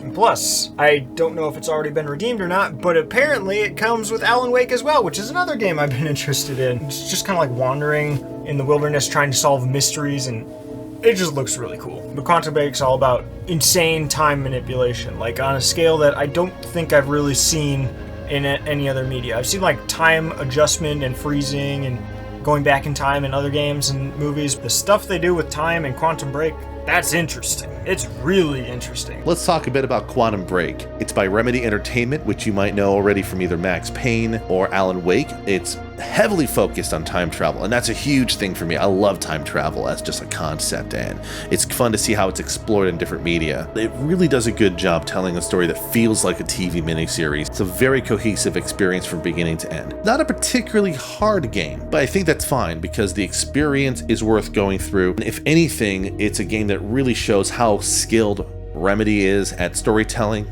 and it really sets up a lot of excitement for me to play Control one of these days. Should be a fun experience, and I hope you have a lot of fun with it, Levi. One game that interested me for the longest time was Deus Ex Human Revolution. I ended up playing it a little bit on 360, but I lost Xbox Live, so I didn't actually manage to finish the game because it was an Xbox Live game. It was really fun, but it was really poorly balanced between the stealth and combat mechanics because it had great ideas and everything, but if you went all stealth like I did, you can't do anything to the bosses, and it kind of sucked. So I'm hoping that the sequel, Mankind Divided, has some more to offer. I've been very interested in trying it out. It's just kind of like a sci-fi stealth shooter of sorts where you can go kind of like all offense, all stealth. It kind of follows the story of Adam Jensen, who's this guy that didn't want to have the cyborg implementations, and that's kind of like a normal thing in the society of the game. So they made him into the super weapon cop guy. It's got all kinds of crazy mechanics as far as I can tell. I haven't looked into this one anywhere near as much as I have the prequel, but I am still very interested in trying it out because it looks quite interesting. One game that I've been far more excited to play than I ever really expected to be, considering it's such like a worn down genre, Dying Light. I wanted to find like Dying Light the Following, but I found this one for super cheap, so I just picked up the base version. It just looks like a really fun game. It's like Mirror's Edge, but it's an open world zombie game. So that just seemed like a fun game to play. You just run around, goof around, do stupid stuff, avoid the zombie horde, I don't know. Fun to beat the fuck out of zombies with a wrench. Nothing more. This is one that I actually know nothing about. Apparently it's a very religious game, but that's about all I know. It's been recommended to me by a few people. So this is El Shaddai Ascension of the Metatron, and I really can't say much more on it. It's a very crazy looking third-person action game. It's just got all kinds of crazy themes. Like Chris showed me one where like there's a disco dancer and you have to kill all of his backup dancers who are protecting him while he continues to sing and dance, and then you eventually have to match him in a dance-off. That's like the only example he really gave me, but like, it just seems like a crazy game from what I've seen so far, and I really don't know much, so it's gonna be a very interesting game to go into blind. With El Shaddai, you kind of have to be quick on your feet, and you're gonna be switching weapons constantly. You're not gonna have the same weapon for very long, unless you want to take the effort to try and keep it for a long time. And the story is both pretty serious at times, but also some of the events and character personalities can be really silly and funny to listen to. I also picked up Uncharted: The Lost Legacy finally. The only Uncharted game that I didn't have. Yes, I have the card game on the Vita. It's not that great. But I played through 1, 2, 3, 4, and I've beaten Golden Abyss twice, actually. They're really good games. I really enjoy the Uncharted series. This is kind of like a spin-off one they made after they wanted to stop the story as far as Nathan Drake was concerned. So I've been very interested in trying out The Lost Legacy, because the entire series is really fun, and it's got interesting characters and stories. So more of that? Yes, please, give it to me. This one I shouldn't have to say much on. It's just a game that I didn't get into when it came out because I was just kind of playing other games and I was just waiting for it to lose some value. On Amazon Prime Day, the game dropped to a price cheaper than I'd ever seen it at before. I got Spider-Man PS4. It seems like a really fun game. I've never been a huge Spider-Man fan, but it looks really fun, and I'm interested in trying it out. It seems like it has some interesting character and story and stuff. I just don't know if it's going to feel repetitive or not with all the same web swinging throughout the city or not. We'll see how it turns out. It's a game that's been quite interesting to me. As someone who's loved Spider-Man their entire life, I can 100% guarantee that Marvel's Spider-Man is a love letter to even the biggest Spider-Man fans. There's been a lot of incarnations of the webhead through the years, whether that be in movies, video games, cartoons, comics, and Marvel Spider-Man borrows from all of them and puts it all together in this beautiful package. One thing that I love that this game does that a lot of other Spider-Man games don't is that a lot of other Spider-Man games, they'll just focus on Spider-Man. They never focus on the Peter Parker side of his life. This one does. It gives them both equal attention, and this is easily gotta be my favorite incarnation of the webhead. You know, Spider-Man game that you dreamed of in your childhood that you really wanted? This is that game. I picked up The Wonderful 101. It's a Platinum Games release exclusive to the Wii U, never ported to the Switch even. It's just kind of like you control 100 heroes, and the 101st being you, the player. They all form together, each have their own superpowers, they're destroying giant aliens and stuff. It's got like time attack modes, and it can be a very difficult game with kind of like a fun, upbeat, cartoony vibe to it. It just seems very interesting, and like it's just a game that won't take itself too seriously and will just have absurd things. I'm very interested in seeing what they do with that. So I finally got Assassin's Creed 2 with the worst box art ever. If it's $1, I'll pick it up, I'll try it out. This is a game that people have held in pretty high regard. I just don't know how well it holds up now. But I'd like to see what Ezio started out doing. I got Killer 7, because this recently came to Steam, which I found out about at Con Bravo because my roommate was very excited about it. So yeah, finally picked up Killer 7, because we really like No More Heroes 1 and 2. So Grasshopper Studios has left a pretty good impression on a few of us because of that. Between me, Chris, and Ezra, we hadn't played Killer 7, but we'd heard great things about it, and it looked very odd and interesting and very Suda51, so we're really interested in trying that out, and now we have the opportunity to because the best version of it ever came out on Steam. It's not an easy game to find. Physically on like GameCube or PS2, it's like $80 or something. And the PS2 version I think is still not anywhere near as good as the GameCube version from what I've heard. I think it had like really bad frame rates or something like that.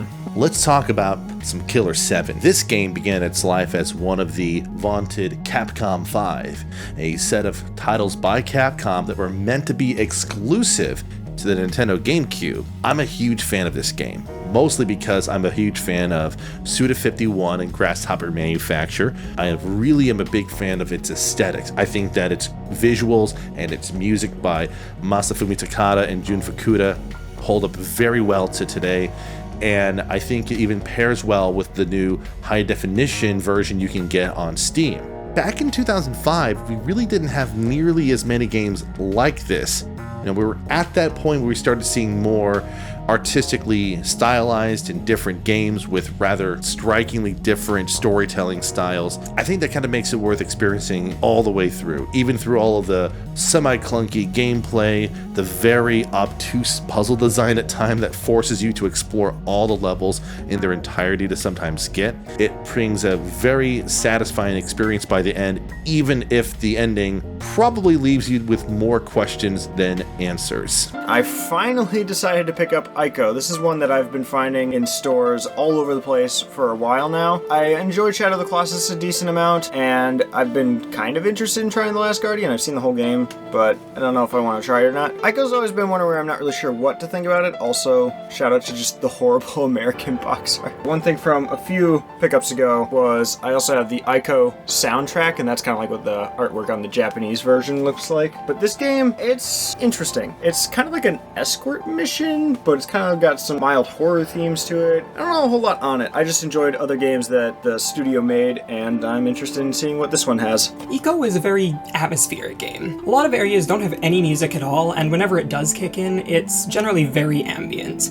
The character models look a little bit weird up close, but aside from that, everything else looks really gorgeous. The gameplay is a split between puzzles and action sequences, which is fun, but it's a little unfortunate that the entire game is essentially one gigantic escort mission.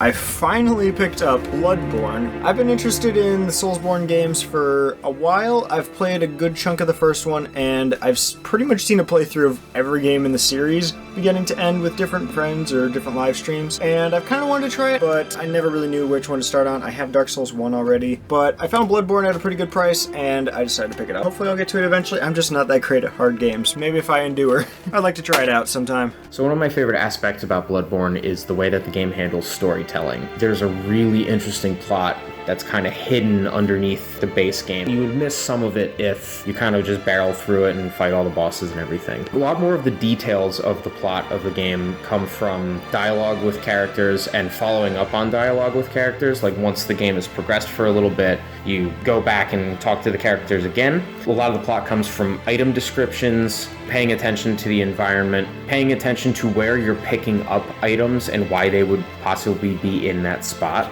And even then, after you've done all of that, the plot is still very loose and very open to interpretation. And I just think that's a really cool way of doing it instead of just spelling it all out for you. So you guys remember back when Grand Theft Auto 5 was the big thing. It was on the horizon. Everybody wanted this game, but it was still like almost a year away, and people just were desperate for that fix. They just needed something like GTA, and they just didn't have it yet. But one game that tried to fill in that gap I don't know how true it is as to it being a GTA-like game, more so than it just being a game that had some similar themes, and that's Sleeping Dogs. Honestly, it's interested me more than GTA. I don't know if it's China or Japan, but it's about an undercover cop that's trying to infiltrate like the mafia to solve a case. And it's just kind of like a crazy action game that looks really fun, and like it just has all kinds of crazy twists and turns and a really interesting story regarding who he can trust, who he can't trust, where the mystery is leading him, who could be responsible, all that stuff. I don't know a ton on the game past that, but I'm very interested in giving it a go because it's one I heard a lot about, and then people just stopped talking about it as soon as GTA 5 came out. This game released in an almost unplayable state. It was an amazing looking game, an amazing sounding game, and it had some amazing ideas behind it. It was basically going to be the next game following Journey, Abzu, then Rhyme. This is one that I've been interested in it since the beginning, but it just had such horrible optimization originally that people couldn't really play the game because it would run at like 5 or 10 FPS and keep crashing. As much as it was a game that I really wanted to play, I didn't really feel like it was worth getting if it wasn't going to work at all. But since then, it looks like it's been patched and everything works just fine in it. So I'm really interested in going back and trying this because I really like my experience with Journey and Abzu. And I'm expecting this to be kind of another game in that cycle, just a little more character focused than either of those were. And that is everything except for the best of. Those weren't even the best parts. And there's already, how many are there over here? Yeah, there was a lot of games. So these are my top picks, the games that I am the most excited to be getting, and probably the ones that I have the most to say about, except for a few of them which probably don't deserve to be in this category, but they're in this category anyway. First of the best of the best, at least the ones that excite me the most to have. I got God of War 2018, or God of War PS4. The God of War series has interested me for quite some time. I've played Ghost of Sparta and Chains of Olympus, but I've not played 1, 2, 3, Ascension, or this one. And now, with this, I have every God of War game. And I'm interested in going through the series. I was originally thinking about going through them in order, but this one just interests me too much. This one seems really fun, and I'm very excited to probably go straight into it. This is a game that I'm hoping to play in the next few months, because this is one I've been waiting a very long time to play, and it looks super exciting, and just like the kind of game that I'd get a lot of enjoyment out of. Super interested to try God of War PS4. Chances are, I don't need to explain much about that one. It's a very well-known game. You guys should probably know. When I picked up God of War, I was in love with the game already. I'd watched 2 playthroughs before I'd even picked it up, and I just love the story so much. Gameplay itself is amazing. You can walk through the game on the easiest of modes, just experiencing that for yourself, or you can play it so hard you're tearing your hair out with frustration, and everywhere in between. Yeah, I wholly recommend it to anybody playing games ever. You like God of War? You like how there's all these Greek gods and a camera that's not locked behind you? What if we did something different? And it's an escort mission. Yeah. I also got F-Zero X. We really liked F-Zero GX. Like, a lot. We really liked it. We're guessing F-Zero X is probably the closest game in the series to that. I picked it up because I just want more F-Zero GX. And this is going to be about as close to that as I can get, because I've already tried the newest games in the Wipeout and the Fast series, and they don't really do it for me. But we'll see how F-Zero X holds up. That's something me, Chris, and Dream are very excited to try out.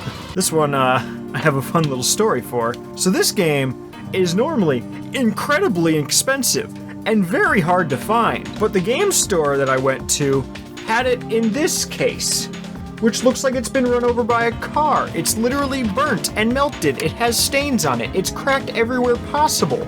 Like, everything about this is in horrible condition.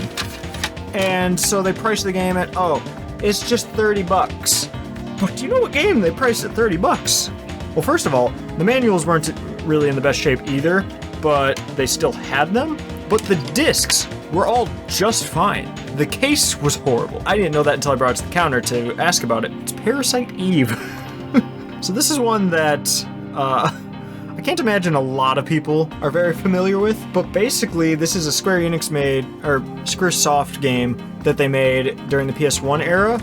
It was based on, I think, on a horror novel, or maybe TV show or something from Japan at the time. It's really interesting because basically Square Enix made a survival horror RPG action adventure with kind of like maybe more closer to like Resident Evil style or Vagrant Story type combat. I don't know, it just seems like such a crazy thing. It's at least easier to find than its sequel, which they did have a few at Con Bravo for like $150 or something. I've been really interested in trying this out. If they're gonna put it on at like $30 and the discs are in good quality, I'm going for it. So I've been very interested in that one. Another one that I've heard a lot about, and I'm very interested in seeing what it has to offer. So some of the stuff that I love with Parasite Eve is its active battle system, where you're running around, dodging attacks, and then strategizing when the proper time is to use your own. The music is beautiful. You have haunted lone pianos, and then the very next second we break out into loud opera. And it's just a good mix of things all the way around. The opening is super explosive, and it introduces you and immerses you to the world very quickly. And let's just say that during science class, I never forgot what a mitochondria was ever again. Kind of a dual pack. Now these are probably some of the most expensive games that I got in this round. When it comes to the Silent Hill series, I did a video on Silent Hill 2 at one point. That game's not that hard to find. It's like $20 maybe. It's pretty common. Silent Hill 1 and 3, however, these games aren't easy to find. Look at that. And then this one is probably worth even more. Silent Hill 1 and 3 took me a very long time to find. This is the second most expensive thing that I got at Con Bravo. It's a horror series that I've been incredibly interested in trying because I've been wanting to get more into the horror series, but not a lot have hooked my interest quite like Silent Hill series has, and I really want to play through at least the original trilogy. I had to get this game at some point, but it is so hard to find, and it is so expensive, but it's here now. I finally can play it. We're gonna give it a go at some point, and I'm very excited for it. That one I did pay probably about what it was worth. Silent Hill 3, however, this isn't the original release of Silent Hill 3. Or, it might be the original release, but it's not the original version. This is the special edition to Silent Hill 3. And I got it for $40. Just the normal version of this goes for at least $60 to $80. I don't know what the special edition goes for, but basically, it has the soundtrack CD in it. The only way they change the box art to differentiate them is this little label on the back here. That's it. It's not even like on the side at all, or on the front. The local game store that sold it to me didn't realize it was the special edition. I found that out later when I got home. Apparently the special edition for this is valued at like over $100. It's something that just doesn't turn up often. I was just wanting the Silent Hill 3. He was already selling it to me at nearly half the price of the normal release of the game. It was quite a surprise to come home and find out it was the special edition. I'm super grateful that I managed to pick this one up. It's probably the game in the Silent Hill series that has interested me the most, but I still do want to play through those three in order. Those are some really big games for adding to the collection because those are very sought after. They have a very dedicated fan base to getting copies, so coming across them in the wild like that, it's uncommon. And like I said earlier, I really liked Devil Survivor Overclocked, which Connor let me borrow on the 3DS 5 or 6 years ago, and that was a remake of a DS game. The thing is, that game you can probably still find for like $30 or $40 somewhere. Devil Survivor Overclocked, I highly recommend it. It's really good and has some very fun gameplay mechanics, kind of like a grid-based isometric RPG, some really weird ways of handling like the leveling up system. The story is like the huge focus. The story is insane. There's like 30 endings, and all of them are like completely detailed to the point where like just 2 or 3 endings are already like as long as the entire game prior. The thing is, that game actually had a sequel. There was a Devil Survivor 2. That game did not show up like anywhere in the States. It had such a low production run, even for like an Atlas game, that it just doesn't turn up. Most people don't know it exists, and I found it. And I am really excited to try this one out, because Devil Survivor 1 is a game that I love a lot more than I ever expected to for that kind of game, and I really want to see what they do with Devil Survivor 2, because this is a game that most people don't even realize had an English release, because it is not an easy game to find. They were selling it at a pretty cheap price for what it is. Like, I'm guessing this is probably like an $80 game, and they're gonna throw it on the shelf at that price? Of course. It was like at a night market thing at Con Bravo, so it was not even vendors, just people bringing their own collections from home that they just want to sell some stuff from. Somebody just had that. They probably had no idea that it was valued at that much. I mean, even asking $30 for it, like, that seems absurd for most DS games nowadays, but for this one, that's like half price at least. time to talk about this. So, this recording segment right now, this is the last recording session I'm doing for all of this video, and I could say without a doubt that this is now the most valuable game in my entire collection, and it's worth it. So, as many of you may have realized, I have this little display shelf back here with some games. Like, there's music CDs, but I only have one shelf for games. There's like 2 or 3 collector's editions, sort of, and then there's a series here. That's the Mario RPG series. It's Super Mario RPGs, the Paper Mario series, the Mario and Luigi series, rest in peace those developers, and that's one of my favorite series ever. The thing is, each one has had its own certain stance on the wall there. Super Mario RPG. I just had like some cheap $10 plastic case. Mario and Luigi Superstar Saga, that's also just a DS case with a sleeve in it. I don't actually have the physical game. All the DS ones, 3DS ones, Wii U, they're not all completed as much as I'd like them to.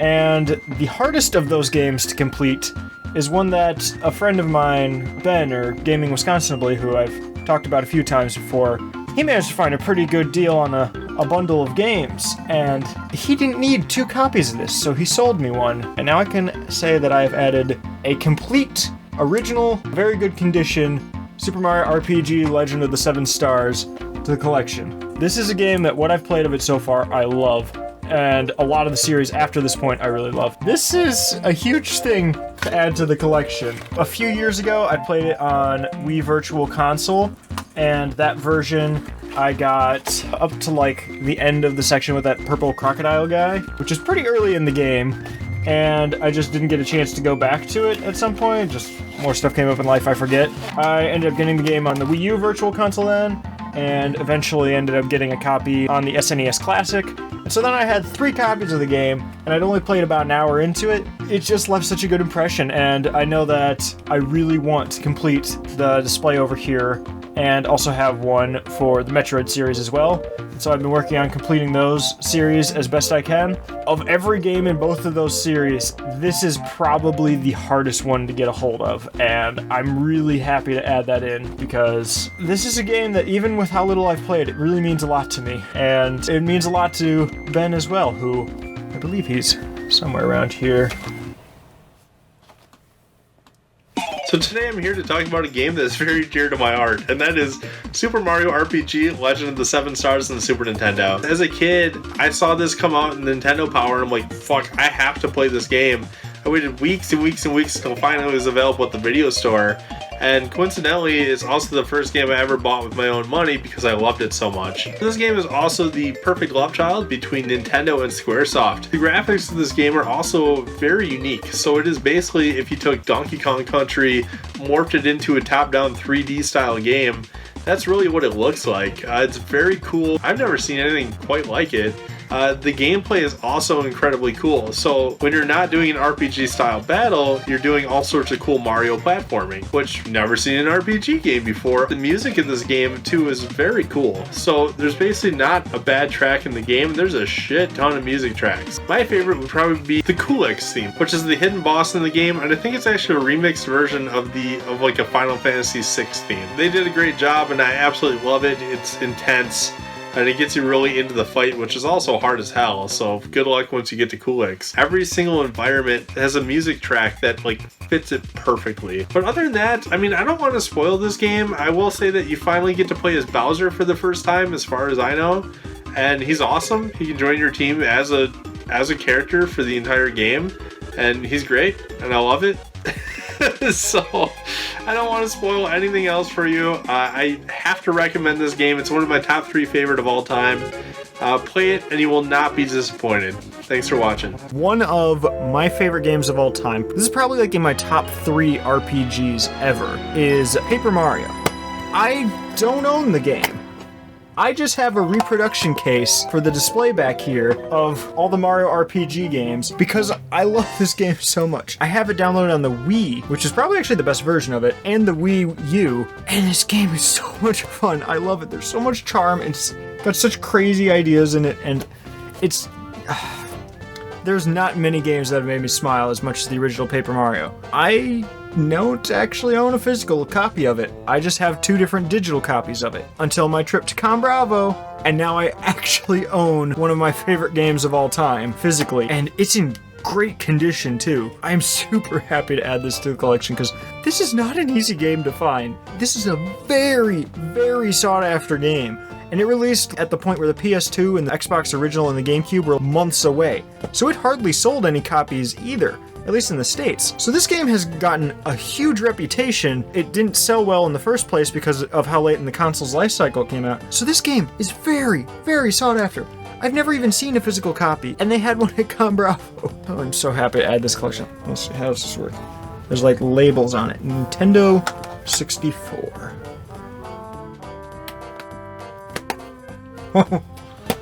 Oh, it makes me so happy. I want to replay the game again now. Oh, that's such a good game. I love Paper Mario 1. It's great. Hey man, Paper Mario is really cool. You wanna know why? Because it is. Let me tell you why actually. Paper Mario is awesome, bro. You get to play as Mario, but he's made of paper. Bowser, the absolute mad lad, was just like, yee! And he just threw the castle into the sky. Like, who does that? That was like 7 years before Mario Galaxy even came out. Like, not only that, but Bowser like actually has a personality in this game, you know? He actually speaks fluent English, or Spanish, or French, depending on what copy of the game you have. That's kind of the theme of this game, you know? It's Mario and everything you know and love from the old jumpy fun man games, but now it's an RPG and it's more fresh, the world's more fleshed out. Okay, so I know Super Mario RPG already did this, you know? Super Mario RPG was like the first Mario RPG, but shut up, alright? This game has tape. And like I said, there's also a lot of world building, you know? It's really cool. There's a penguin that dies in this game. It's not fun. Oh, and the gameplay. Oh yes! A partner system, it's genius, bro. You walk around, you come across an enemy, you're like, oh my god, but it's not an enemy, because silly goose, they're nice. This is a nice enemy right here. He's like Bombette or something, and you talk to him, and they join your party. So you have a whole party of enemies you could use, like a bomb guy, or a boo guy, or maybe a Koopa guy, or a Lakitu guy. No one uses the Lakitu. So they join your party, and you get special abilities, like blowing up walls, or maybe like, you know, becoming invisible for a second. It's really cool. It's good stuff. It's good stuff, and they expanded it in the sequel. I mean, honestly, I'm attached to this game. I'm literally a part of it at this point. I have a 68 episode Let's Play of it on my channel. You can check out. Stop, please don't. Before that time, this is the reason why I Let's Played it, right? I like the game. I would stay up till the wee hours of the night playing this, just monster of a game, you know? Up until like 1 a.m., bro. It was awesome. I love this game. The game is very good. I give it a 10 out of 10. I never beat the final boss ever. Don't turn this. My boy. My sweet baby boy. To me, Paper Mario isn't just another game by Nintendo Company Limited and Intelligent Systems. Paper Mario for the Nintendo 64, to me, represents more than just a mere video game. To me, it represents mankind's greatest accomplishments. This is more than a game. This is a work of art. It is actually, dare I say, a work of perfection that has only been topped by one other single item made by human hands, and that is its direct sequel, Paper Mario: The 1,000-Year Door. But seriously, if you haven't played this game, what are you doing? What are you watching this video for? Play it! Play Paper Mario! I got Metroid Prime 2 and 3. I already got Metroid Prime in the last Pickups video, but my favorite game of all time is either Metroid Prime or Metroid Prime 2. I borrowed both of those games from Connor, and eventually picked up the Trilogy Edition myself, but I want to actually make a display of all the games, and also just have them in their original state, because I prefer to play them with the GameCube controller for the first two. So I picked up 2 and 3 now. 2 is actually a much harder game to find than 1 and 3 are. Oh, those games are fantastic. I love them so much. I really want to replay them again. Just the world building, the atmosphere, the music, just how it pulls you in and it just makes you feel like you're a part of the world. It does it so well. Echoes specifically, I don't think I've seen any other game that generation of consoles that looks that good. Even things like Star Fox Adventures or what did like PS2 and Xbox have as like flagship for graphics? Like Conquer Live and Reloaded, or what was like a huge graphical powerhouse game on the PS2? God of War 2, maybe? I don't know. It looks so good, and it plays so good, and I love them so much. And now I finally have the original version of 2 and 3 as well to add to the collection. So now I have like 2 or 3 copies of each. But now I have the original versions of them, and I'm super happy to add those in. Metroid Prime 2 is definitely the best example of if it ain't broke, don't fix it. Because while the sequel to the acclaimed, the Metroid Prime 1, doesn't add too much of new things into the combat or exploration per se in terms of items, it does add a lot of story and lore that might have been missing in the original game, and it's still not coming in between you and exploring either at your leisure. Part of the thing that I love about Prime 2 is the way it uses the duality between light and dark and implementing into its combat.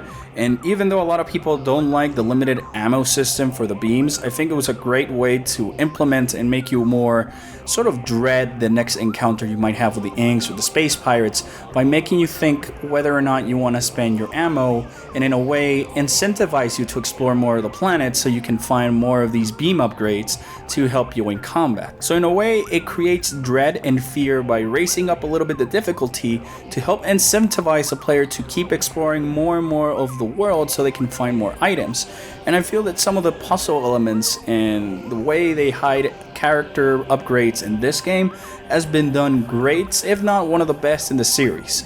Metroid Prime 2 might be a little bit too difficult for some newcomers, but fortunately that's where the Trilogy Edition comes in by helping nerf a little bit of the difficulty that you might get from certain bosses. The soundtrack is amazing, the graphics still live up to this date, and it's really surprising when you realize how much of this game was stacked on the poor GameCube back in the day, and how much it really was able to give us as an audience. Metroid Prime 3 is the ultimate culmination of the Prime trilogy, and fortunately it lives up to the entirety of its hype. Through all these years, we've been seeing the power of Phazon and how it created Dark Samus, an alternate universe, and superpowered space pirates to degrees where it's just ridiculous. But having the opportunity to fully understand and wield the power of the Phazon yourself, the climax of the entire war between the pirates and the Federation, is truly the best way to give you that sense of empowerment and give the Phazon its full cycle before it closes. The motion controls, while still in your face about it, aren't as intrusive into the gameplay as one might think compared to a game like, say, Skyward Sword.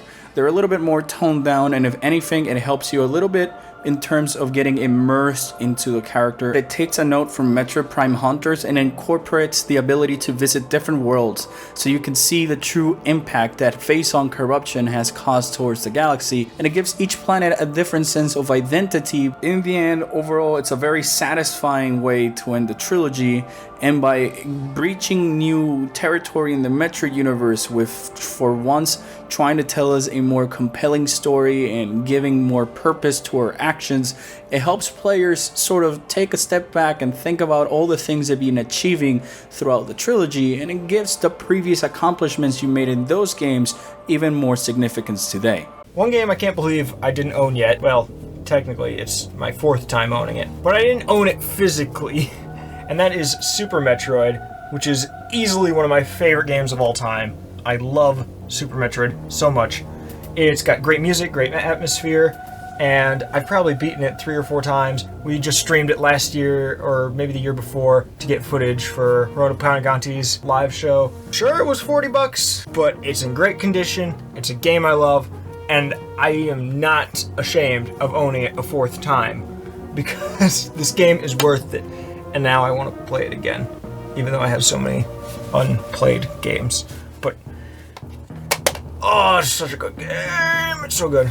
Everything is about as good. There is very few games where I'd say that game might actually be flawless. Super Metroid is one of the few games that I say could fit that criteria. It really accomplishes everything it ever sets out to do amazingly, and it's super fun.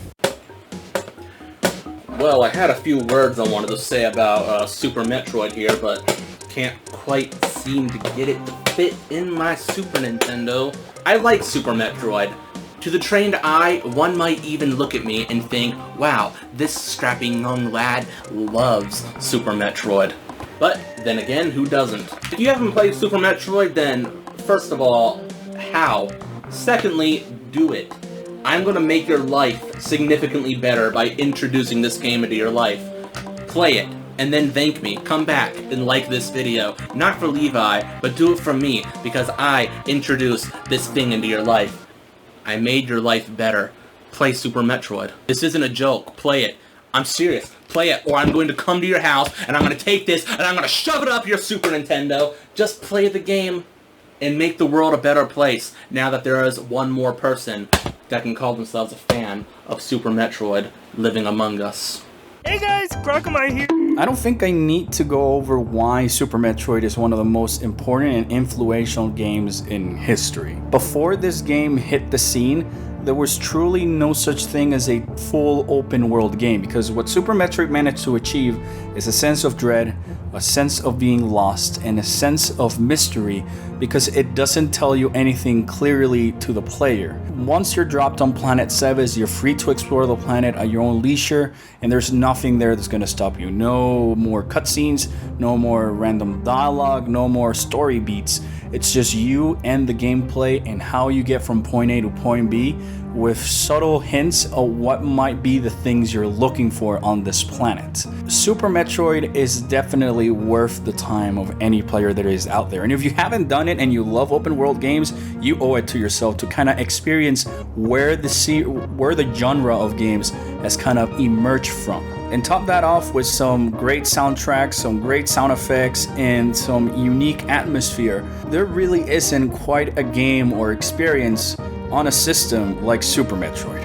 One more game for the best of the best. One that, honestly, I never expected this to be a game. This isn't a popular game or one that many people have heard of, so my channel has a fan game. Somebody who has been a regular member of the streams popped into the stream one day. They waited until I was doing something on my PC, and they just popped in and they're like, "Hey Levi, here." And they just said to Link.